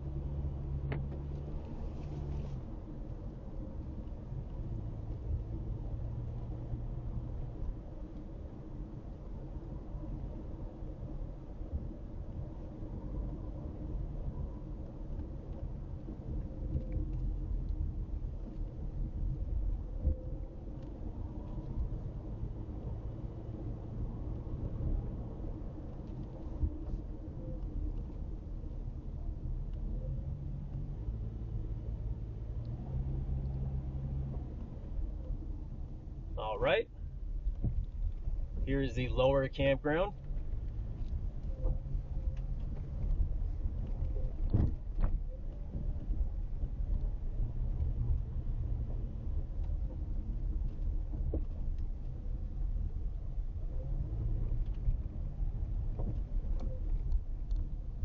Straight ahead to the right, when I first saw this site, it kind of spoke to me.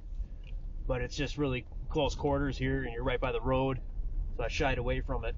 And here's something, I have no idea what it is. It's called the Council Ring. I kind of want to check that out one day. I have no idea what that is. Here's some camper cabins. And then here we go. So Oak Ridge campground is to the right. So when we exit here, we'll go through the rest of this campground. But it looks open. And this campground, I prefer this campground over this campground here. Over the lower campground.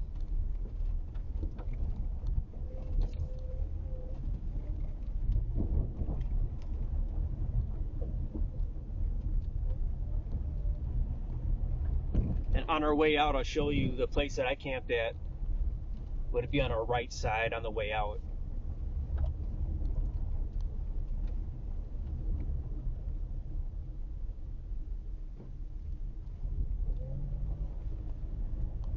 Okay, so it looks like we're a go here, thankfully.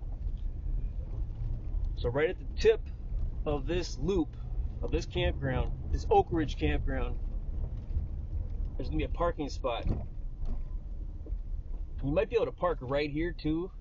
I don't think so, it's a trail entry point. So there's vehicles over here. This is where you would probably park, if I remember correctly. Yeah. So the Oak Camp might be occupied, guys. We'll see what we can see though. And I do have footage of it as well, so I can splice in some of that footage if we can't really get in a close look. But this is where you park. Backpack site is half mile. We're gonna put our gear on, hike there, and take a closer look.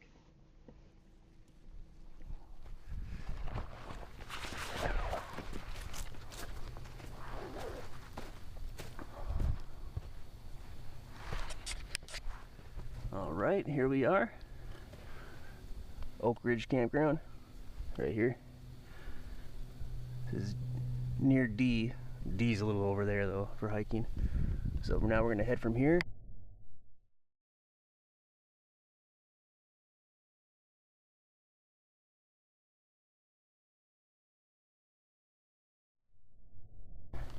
to E.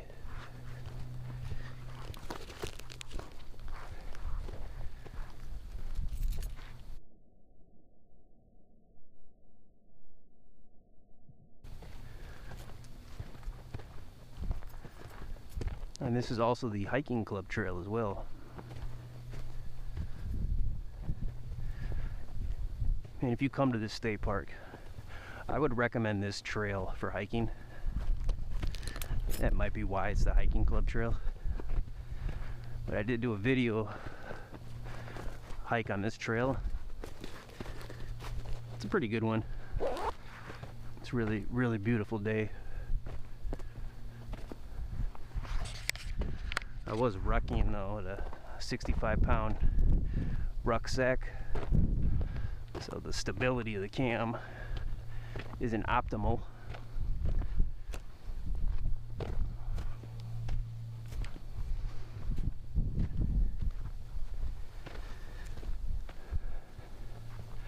Those vehicles we saw there, I'm hoping it's for the people that we saw on the high point.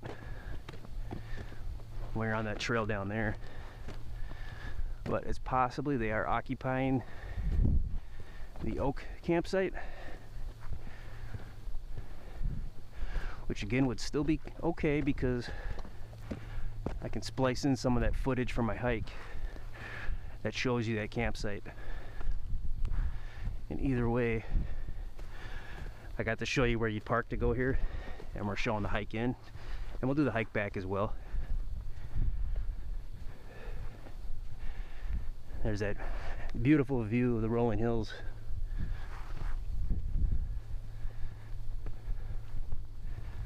Something about seeing them from here is just better for me.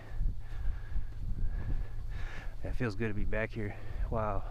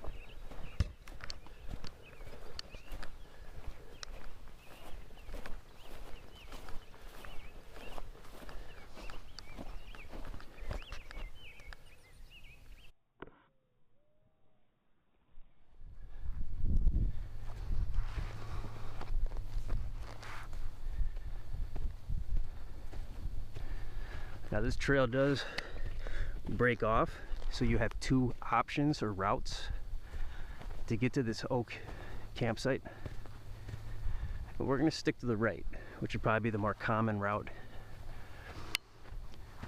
And there is a back door to the Oak campsite where you can come around and end up over here as well.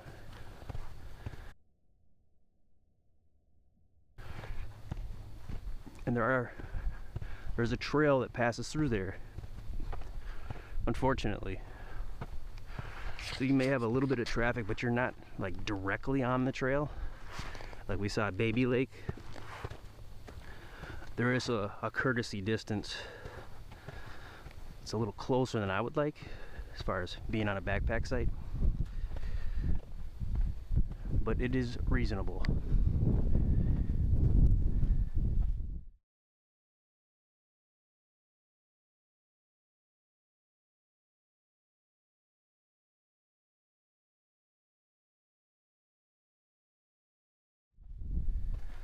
are here at E now. So here where it can break off. You can go this way, come in the back door, or you can go straight and go in the front door. In the highest elevation, we saw that when we were over here. That's what we saw, the highest elevation. The people in the distance. So off to Oak. This is the High Peak Trail.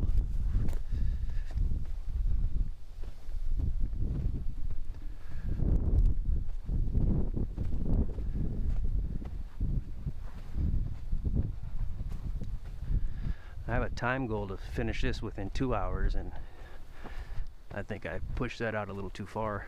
We should be able to wrap this up within an hour.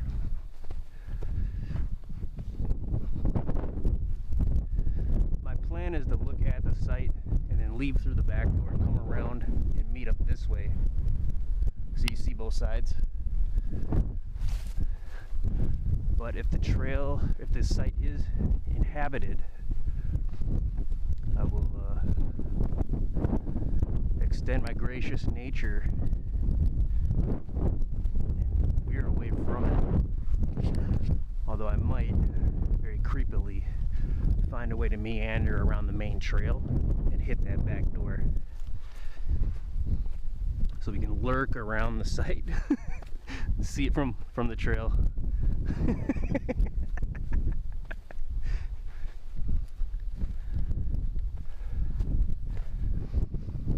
Another thing about Glacial Lakes State Park while we're hiking here is I'm aware that they do something in the winter time with candles throughout the road. They like line up candles along the road somewhere here. That's about all I know about that, but it's kind of like around the holiday time, so it should be happening relatively soon, probably within a month or so. And it looks kind of magical, like especially if there's snow, of course. You kind of almost need the snow. But I always thought that that was kind of a neat thing. Whatever it is, I don't know, I just thought it was a neat thing, the candles.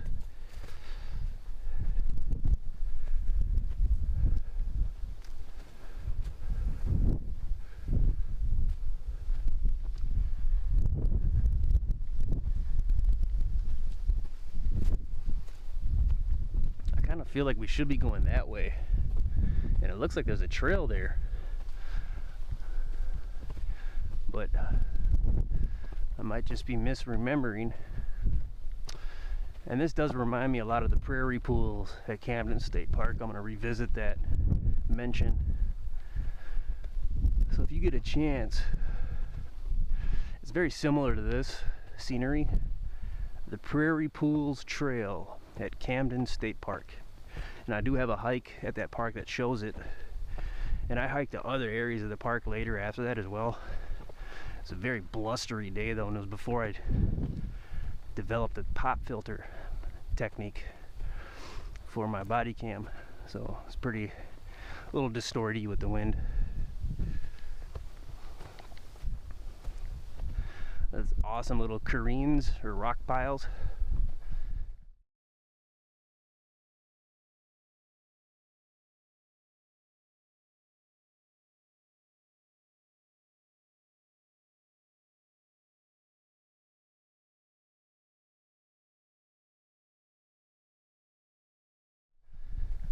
Kind of guide you along the way on the Prairie Pools Trail. And in the end, there was this really special rock. It was painted to look like a moccasin. I thought that was really, really cool.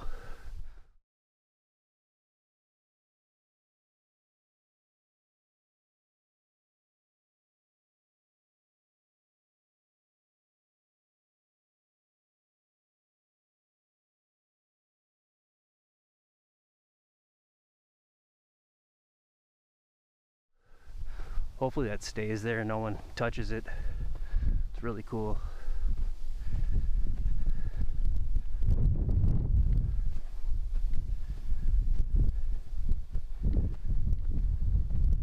I really like that tree in the distance there.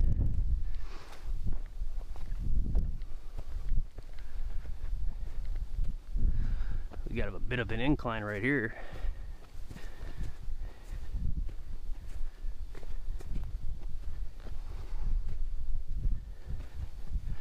I'm gonna say it's a little more than half of a mile hike, even though it said half a mile. Maybe with a straight line, but not if you're meandering through a trail on a certain route. So it's probably 0.75 miles, not 0.8, maybe 0.9.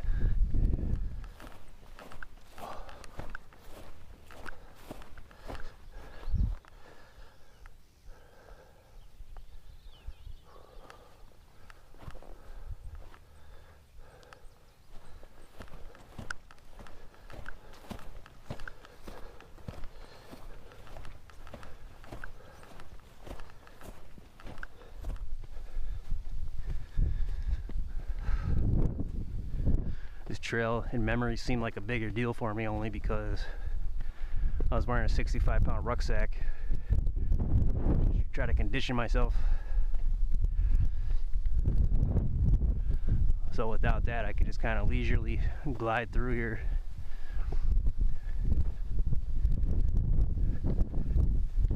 Still an exercise though.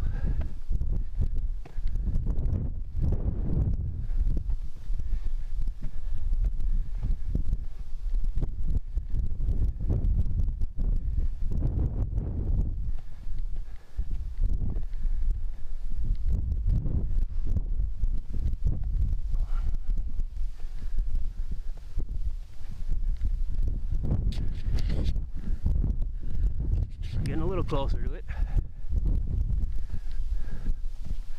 As we start curving to the right here, it's going to be approaching us on the left-hand side.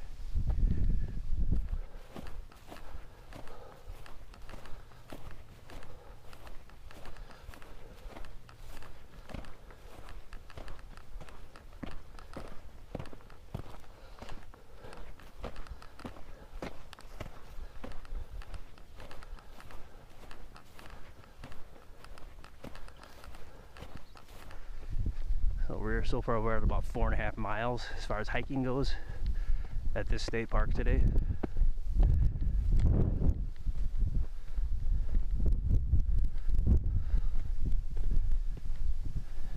It's kind of neat, like I'm sure there's only been like a certain amount of people that have actually looked at all these backpack sites here one day. That's kind of neat. Probably like 1,000 people or something, but I get to join that club. Yay. Hey guys.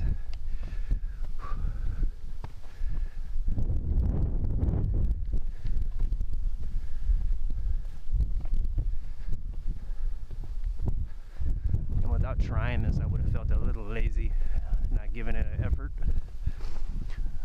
My biggest concern was that they were going to barricade the campground so I couldn't drive in all the way.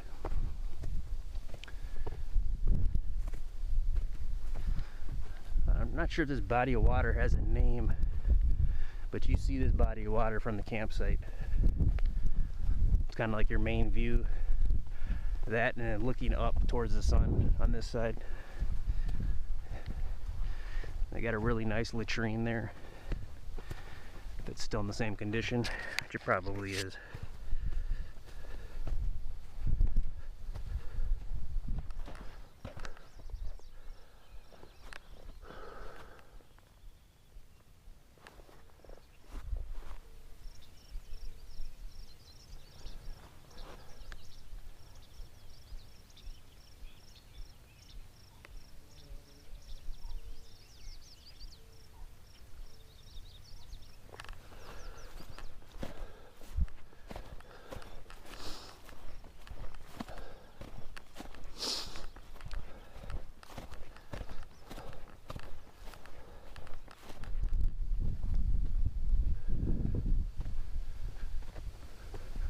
Some people off in the distance there. That's the route we'd be taking on the way back if we're able to take the back door through this campsite. One of those vehicles had a really creepy pink wig in it. Really creepy.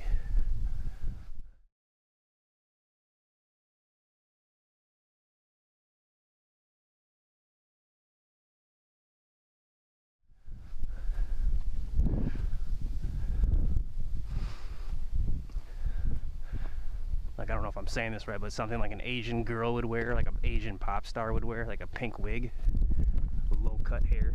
Really creepy. I just got a creepy vibe from it when I looked at it, you know.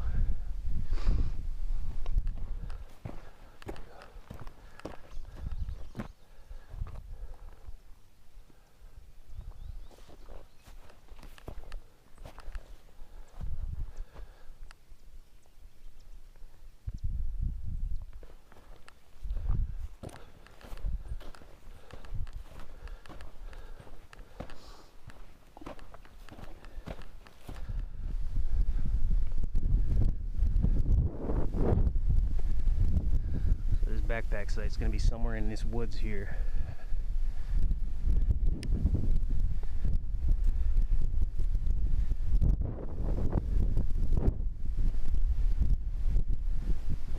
I see the trash can back there.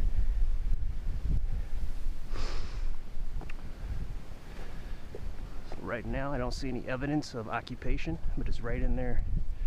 So you can see the camp from right here. This is GPS coordinate, which isn't too detailed.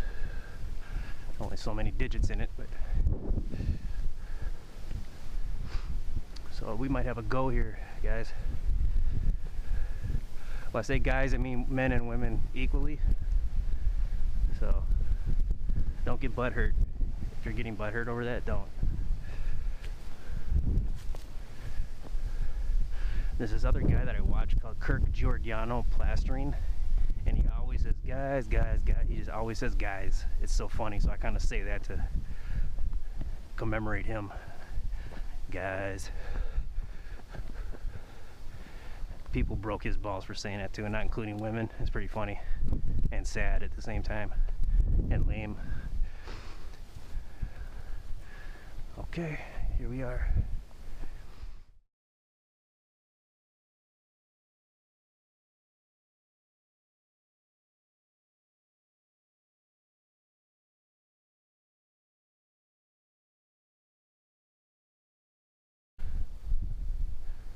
All right, up here.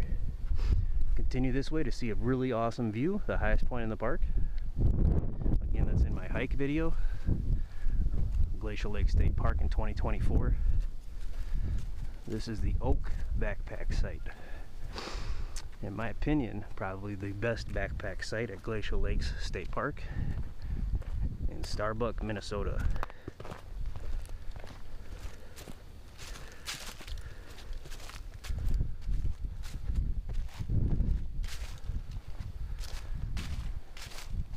Yeah, this gives me that backpack site feel, you know.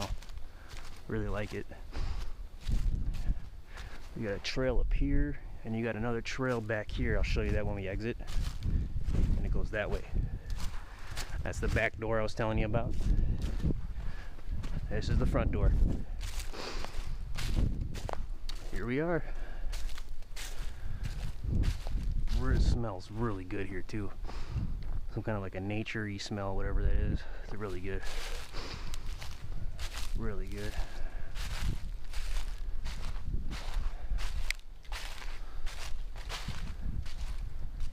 Might be a little annoying with the hikers running their mouths. And some of the hikers coming through this trail right there. It's just right there. And we'll see it closer when we leave. But it's just right there. Not in the camp, but it's still right by it. This is obviously where the tent would go. Like how it's behind this big tree. Hopefully that tree will be there a long time. Pretty flat. Angled down just a little, so the head might want to be here. I don't like looking away from where I want to keep my eyes focused, which is the entry point. But it's okay. It's okay.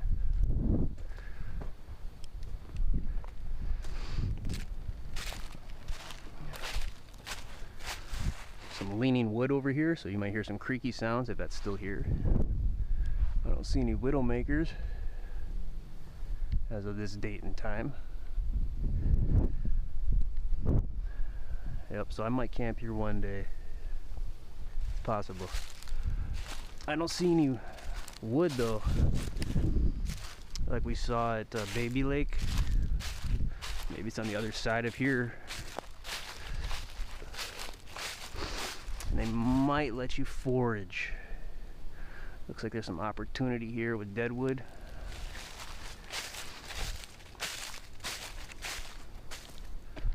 Yep, I didn't think so. I didn't remember seeing that. But this is one of the nicest latrines I've ever seen. It's very, very nice. Great condition. You can lock it from the outside, which is always risque.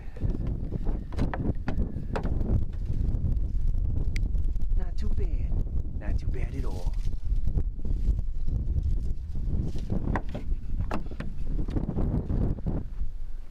So this is an awesome site, in my opinion. Although there is a front door and a back door, I do hear some children in the distance here. I'm going to try to skedaddle. And as I said, we will enter through the front door and we will exit through the back door here. It's good to see you again, buddy.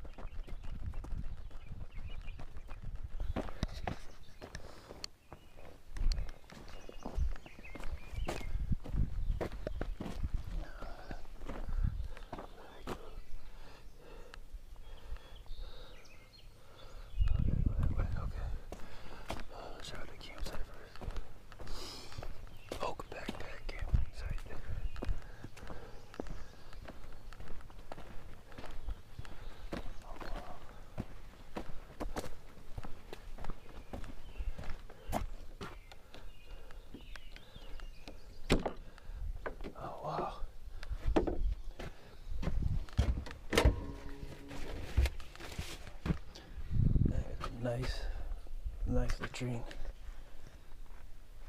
Wow. Wow. Whew.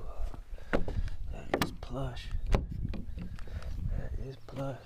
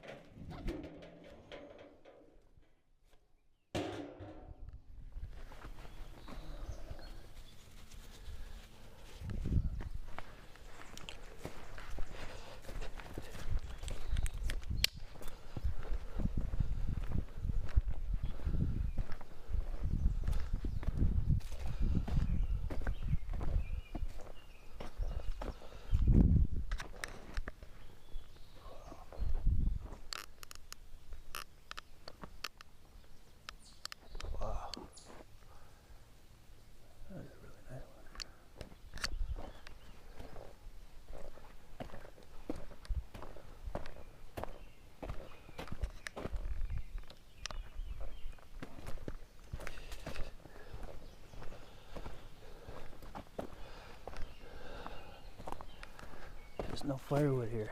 That's the only thing. Man, that is the nicest latrine I've ever seen.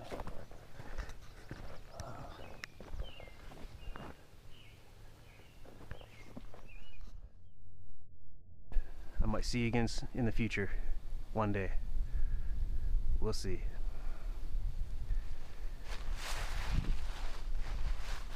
I just love the shade here. I'm a trees guy, really. This trail,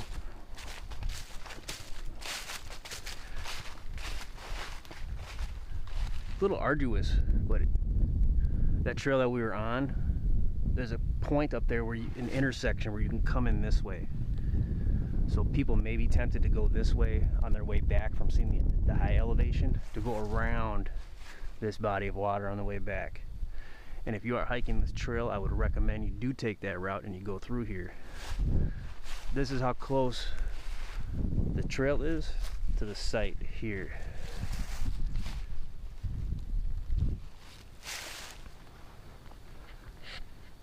So the most annoying thing would probably be people staring at you like you're a zoo animal and then trying to interact with you and say hi when you're just trying to be alone.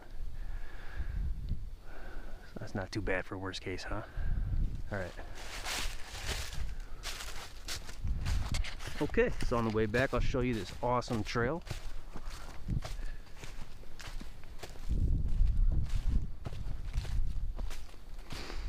And the other side of the park here.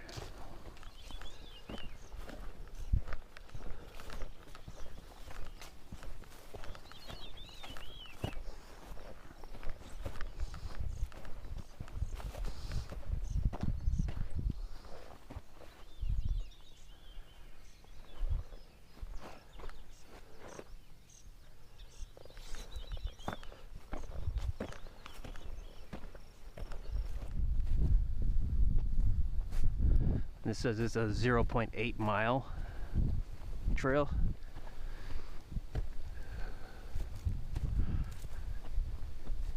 It would probably be longer though taking this way to get in here. So depending on your gear, you may want to just take the route I showed you on the way in. But I'd advise you leave this way if that's practical for you, just because of the change in scenery. If you do set up camp here, you might want to stash all your gear and then go check out the highest elevation. I would never recommend you set up your gear, like your tent and everything, and just leave your stuff and go hiking. That's got to be one of the dumbest things anyone can ever do. And I see that all the time. Don't do that. I know it's not convenient, but try not to do that, especially if you're at a backpack site. So I do see people ahead, and the colors look very similar to what we saw on the highest elevation point when we were on the other side. So I'm pretty sure those are the people that we saw. Some kind of a slough or something, I don't know. But I really like this area. The park is really neat. And if I remember right, there should be a really cool bridge up here as well. I want to show you that too.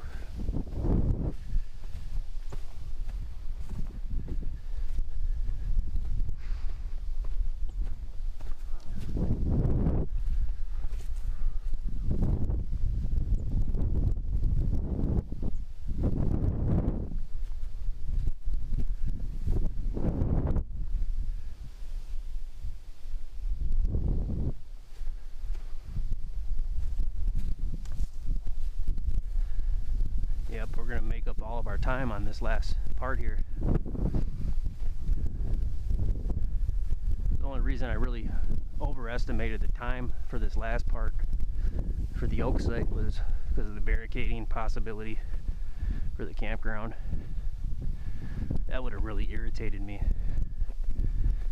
I probably would have for sure got a blister on my foot that would be healed by the next morning, but I would have probably got one.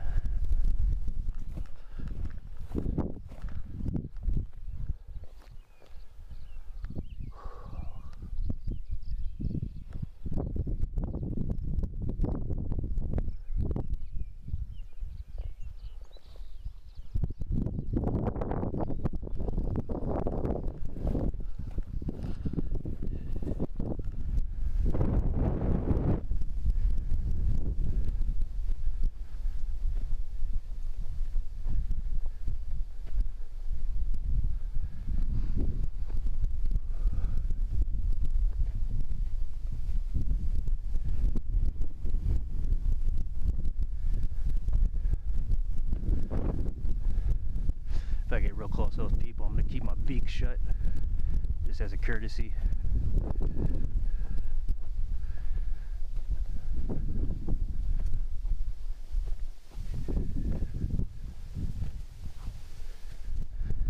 like this trail though. It's more hunkered in. It's more of a trail as I would call it. That's why I like this, hiking in this part of the park a little more, because you got the woodland mixture, the rolling hills, you got a little bit of everything. The part we were on earlier is just mainly just rolling hills, prairie. But here you'd have a little reprieve from the sun. Today it doesn't really matter, but it will matter in the summer.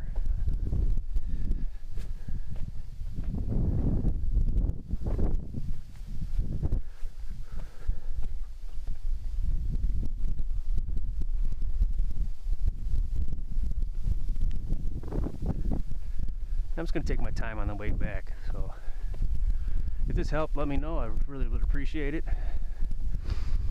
Really glad I could see this and show it to you too.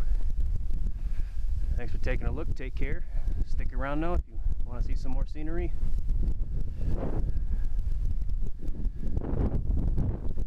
If you camped at one of these sites here, let me know about it. Be interested to hear some details. Add a little bit more, some more stories to my heart when I'm here. I can remember it and reminisce.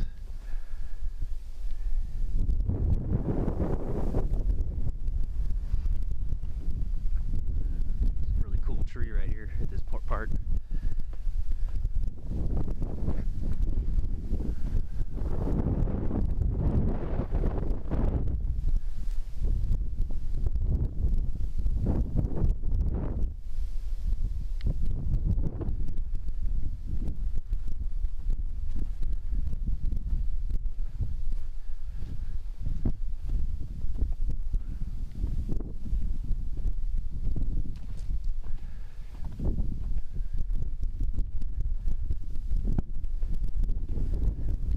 There's that bridge right where those other humans are.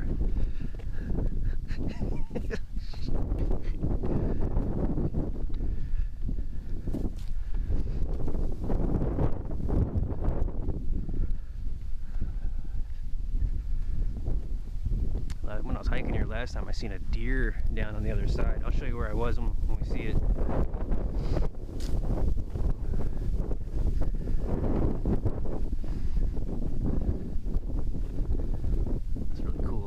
Cool little magical bridge here.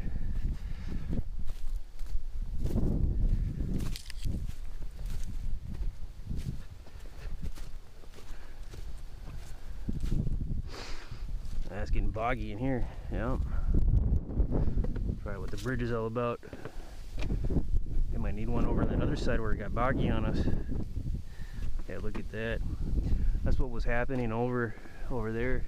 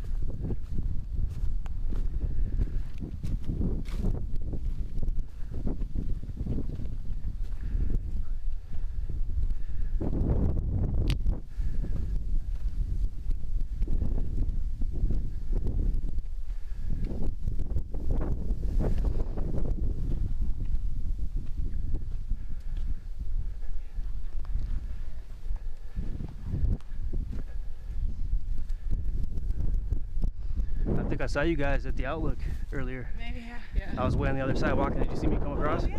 Oh, yeah. Yeah, that was me.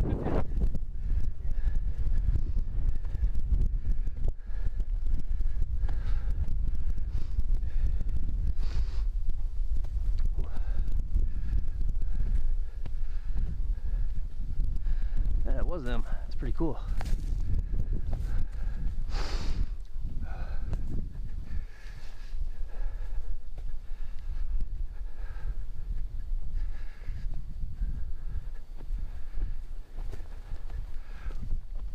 That's crazy. They saw me too. That's so cool, man.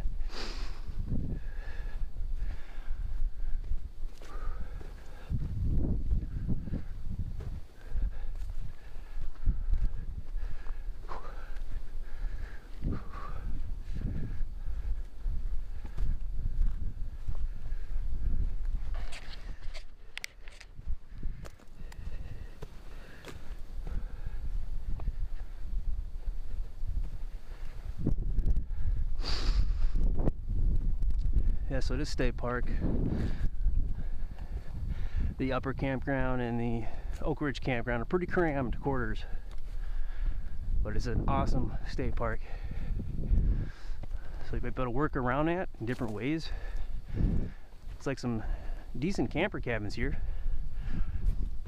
and some of these backpack sites that we saw today. This oak backpack site, yeah, that's a winner. That's a winner.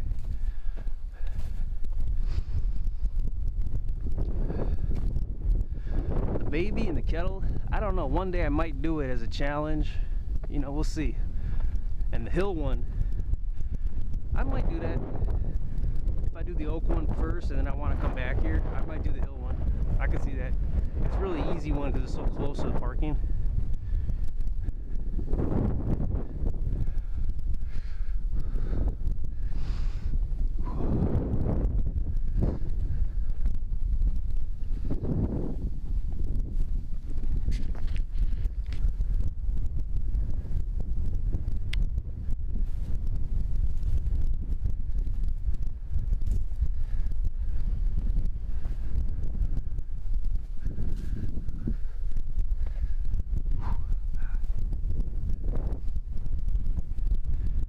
Show you the campsite I stayed at in the Oak Ridge campground when I was here, and it was pretty close quarters. So there was a couple that I was next to, and they just wanted a quiet, romantic night. You could tell they were just dead quiet. So of course I mirrored that. But then later in the night, this group of village idiots showed up right across from us, and they were doing just a quick one-nighter because they were gone really early the next morning. But this village idiot just kept running his mouth to his buddy, and he had this annoying little laugh after he said anything. He said anything at all, he'd have this annoying little laugh. You know, some people do that. They just have to laugh after they say anything, and it's just, oh, it's just so irritating. I just wanted to kick him in his throat. But it didn't last too long. Not like the annoying girl at Great River Bluff State Park who ran her mouth from 9 at night until 3 in the morning with her degenerate boyfriend. That was pretty brutal. Ooh, that was brutal. But enough digression. Yeah, these rolling hills, really awesome.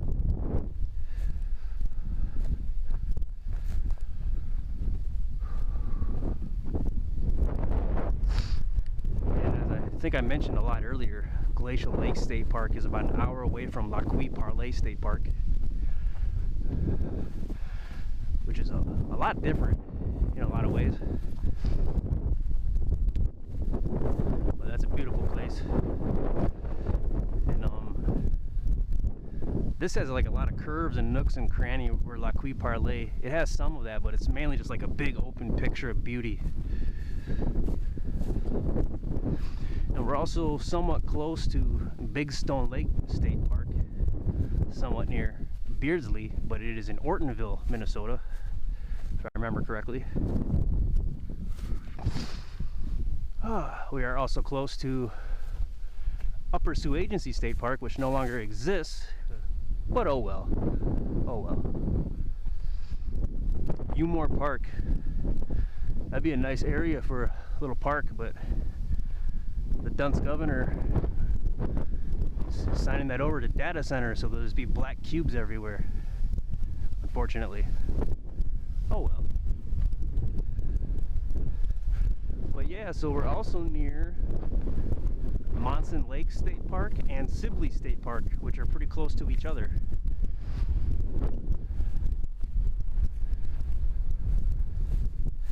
And out of all these parks over here, I'm thinking that Glacial Lakes might be the most beautiful. It's a tough call, but if I really had to pick the most beautiful, I'd probably say out of those, Glacial Lakes probably hits it, just based on this area.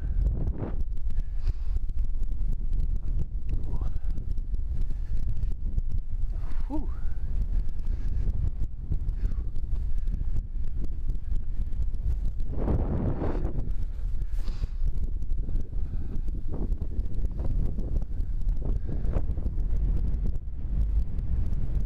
Yeah, so we're getting closer to the Oak Ridge Campground. You can see that red vehicle, probably a little bit of it.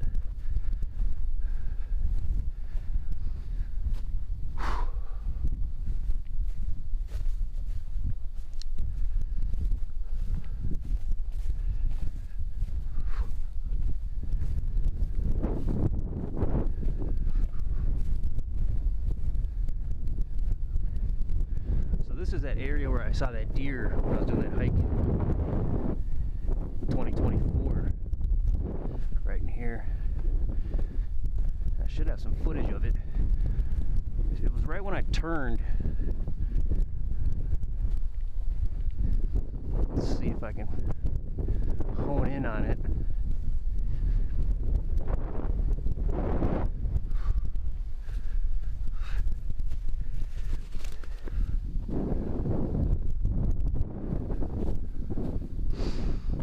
So it was like right in here. Now right here, I turned.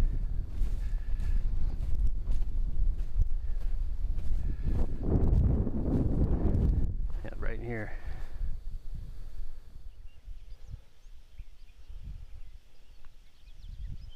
Wow, get behind the brush.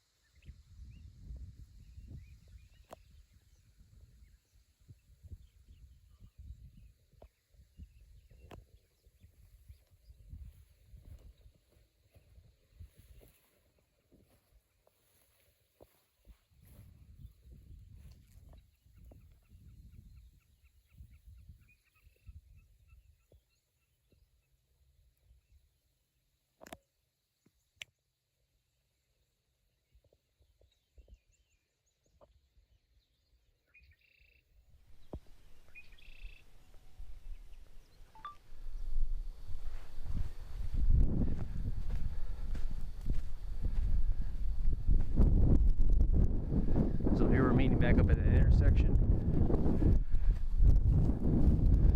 So going this way, you would take what you just saw to hit the back door of the Oak campsite. And the way we took going in would be the front door.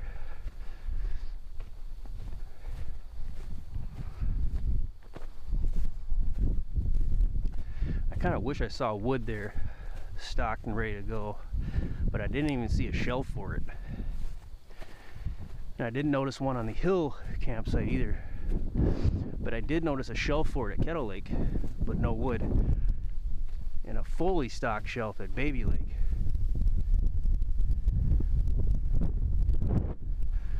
So when you get to the E intersection, go left for the back door, go right for the front door for the Oak backpack site.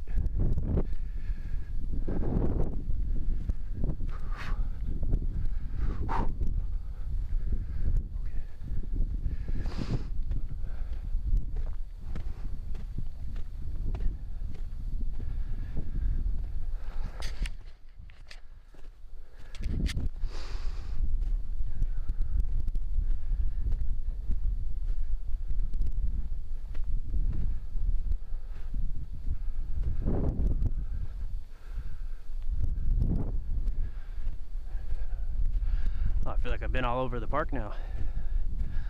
Wow. Kind of neat. Just a few nooks and crannies here and there. An elusive council ring. There's Signal Nest Lake. I really wish there was like a walk-in site around there. You could park at the Oak Ridge Campground.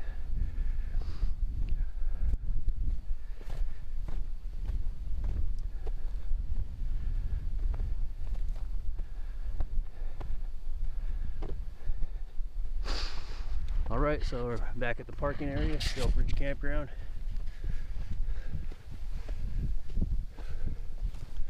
We're gonna pop in the vehicle. I'll show you that place that I camped, and then we're just gonna head on out.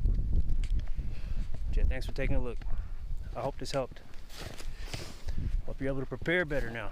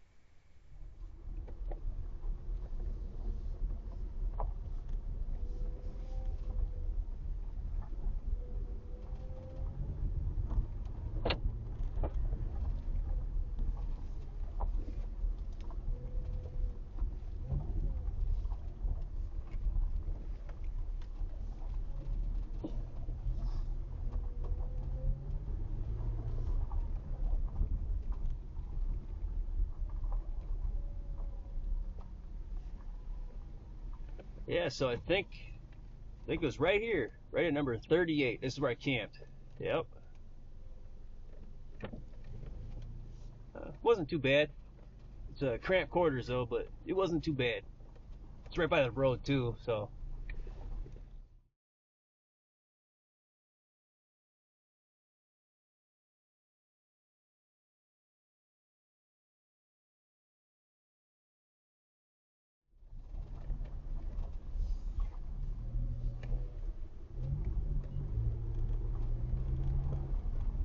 I think this site up here to the right would probably be a better option. I was kind of kicking myself a little that I didn't choose this one, 39, but it's kind of close to the road though, you know. But I guess all of them are really, so. If I camped here again, I'd probably do 39 if I wasn't doing the backpack site. So yeah, we'll do the ride out of here and wrap it up. So I really appreciate your time. Thanks for taking a look. Hope this helped.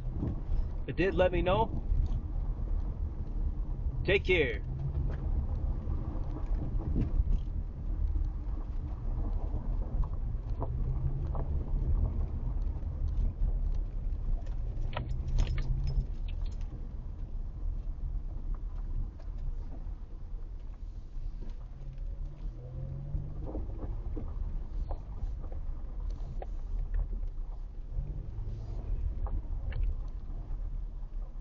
You know, as far as this lower campground goes though, this 14E kind of looked nice, but there's this weird electrical wall over here.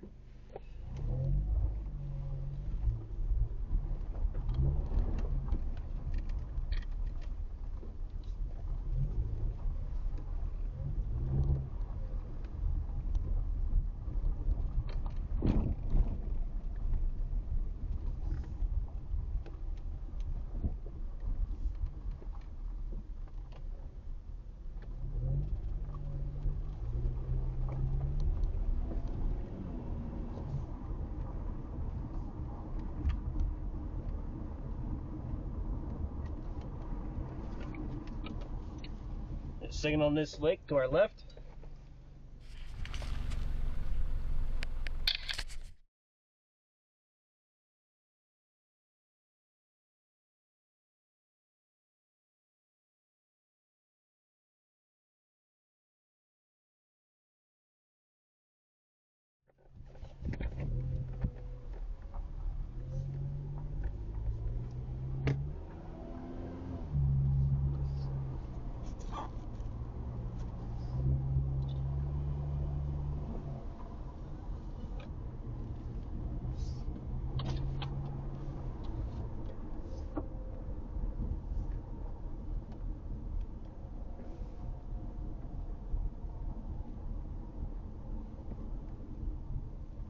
Oh, there's an overlook up there to our right as well.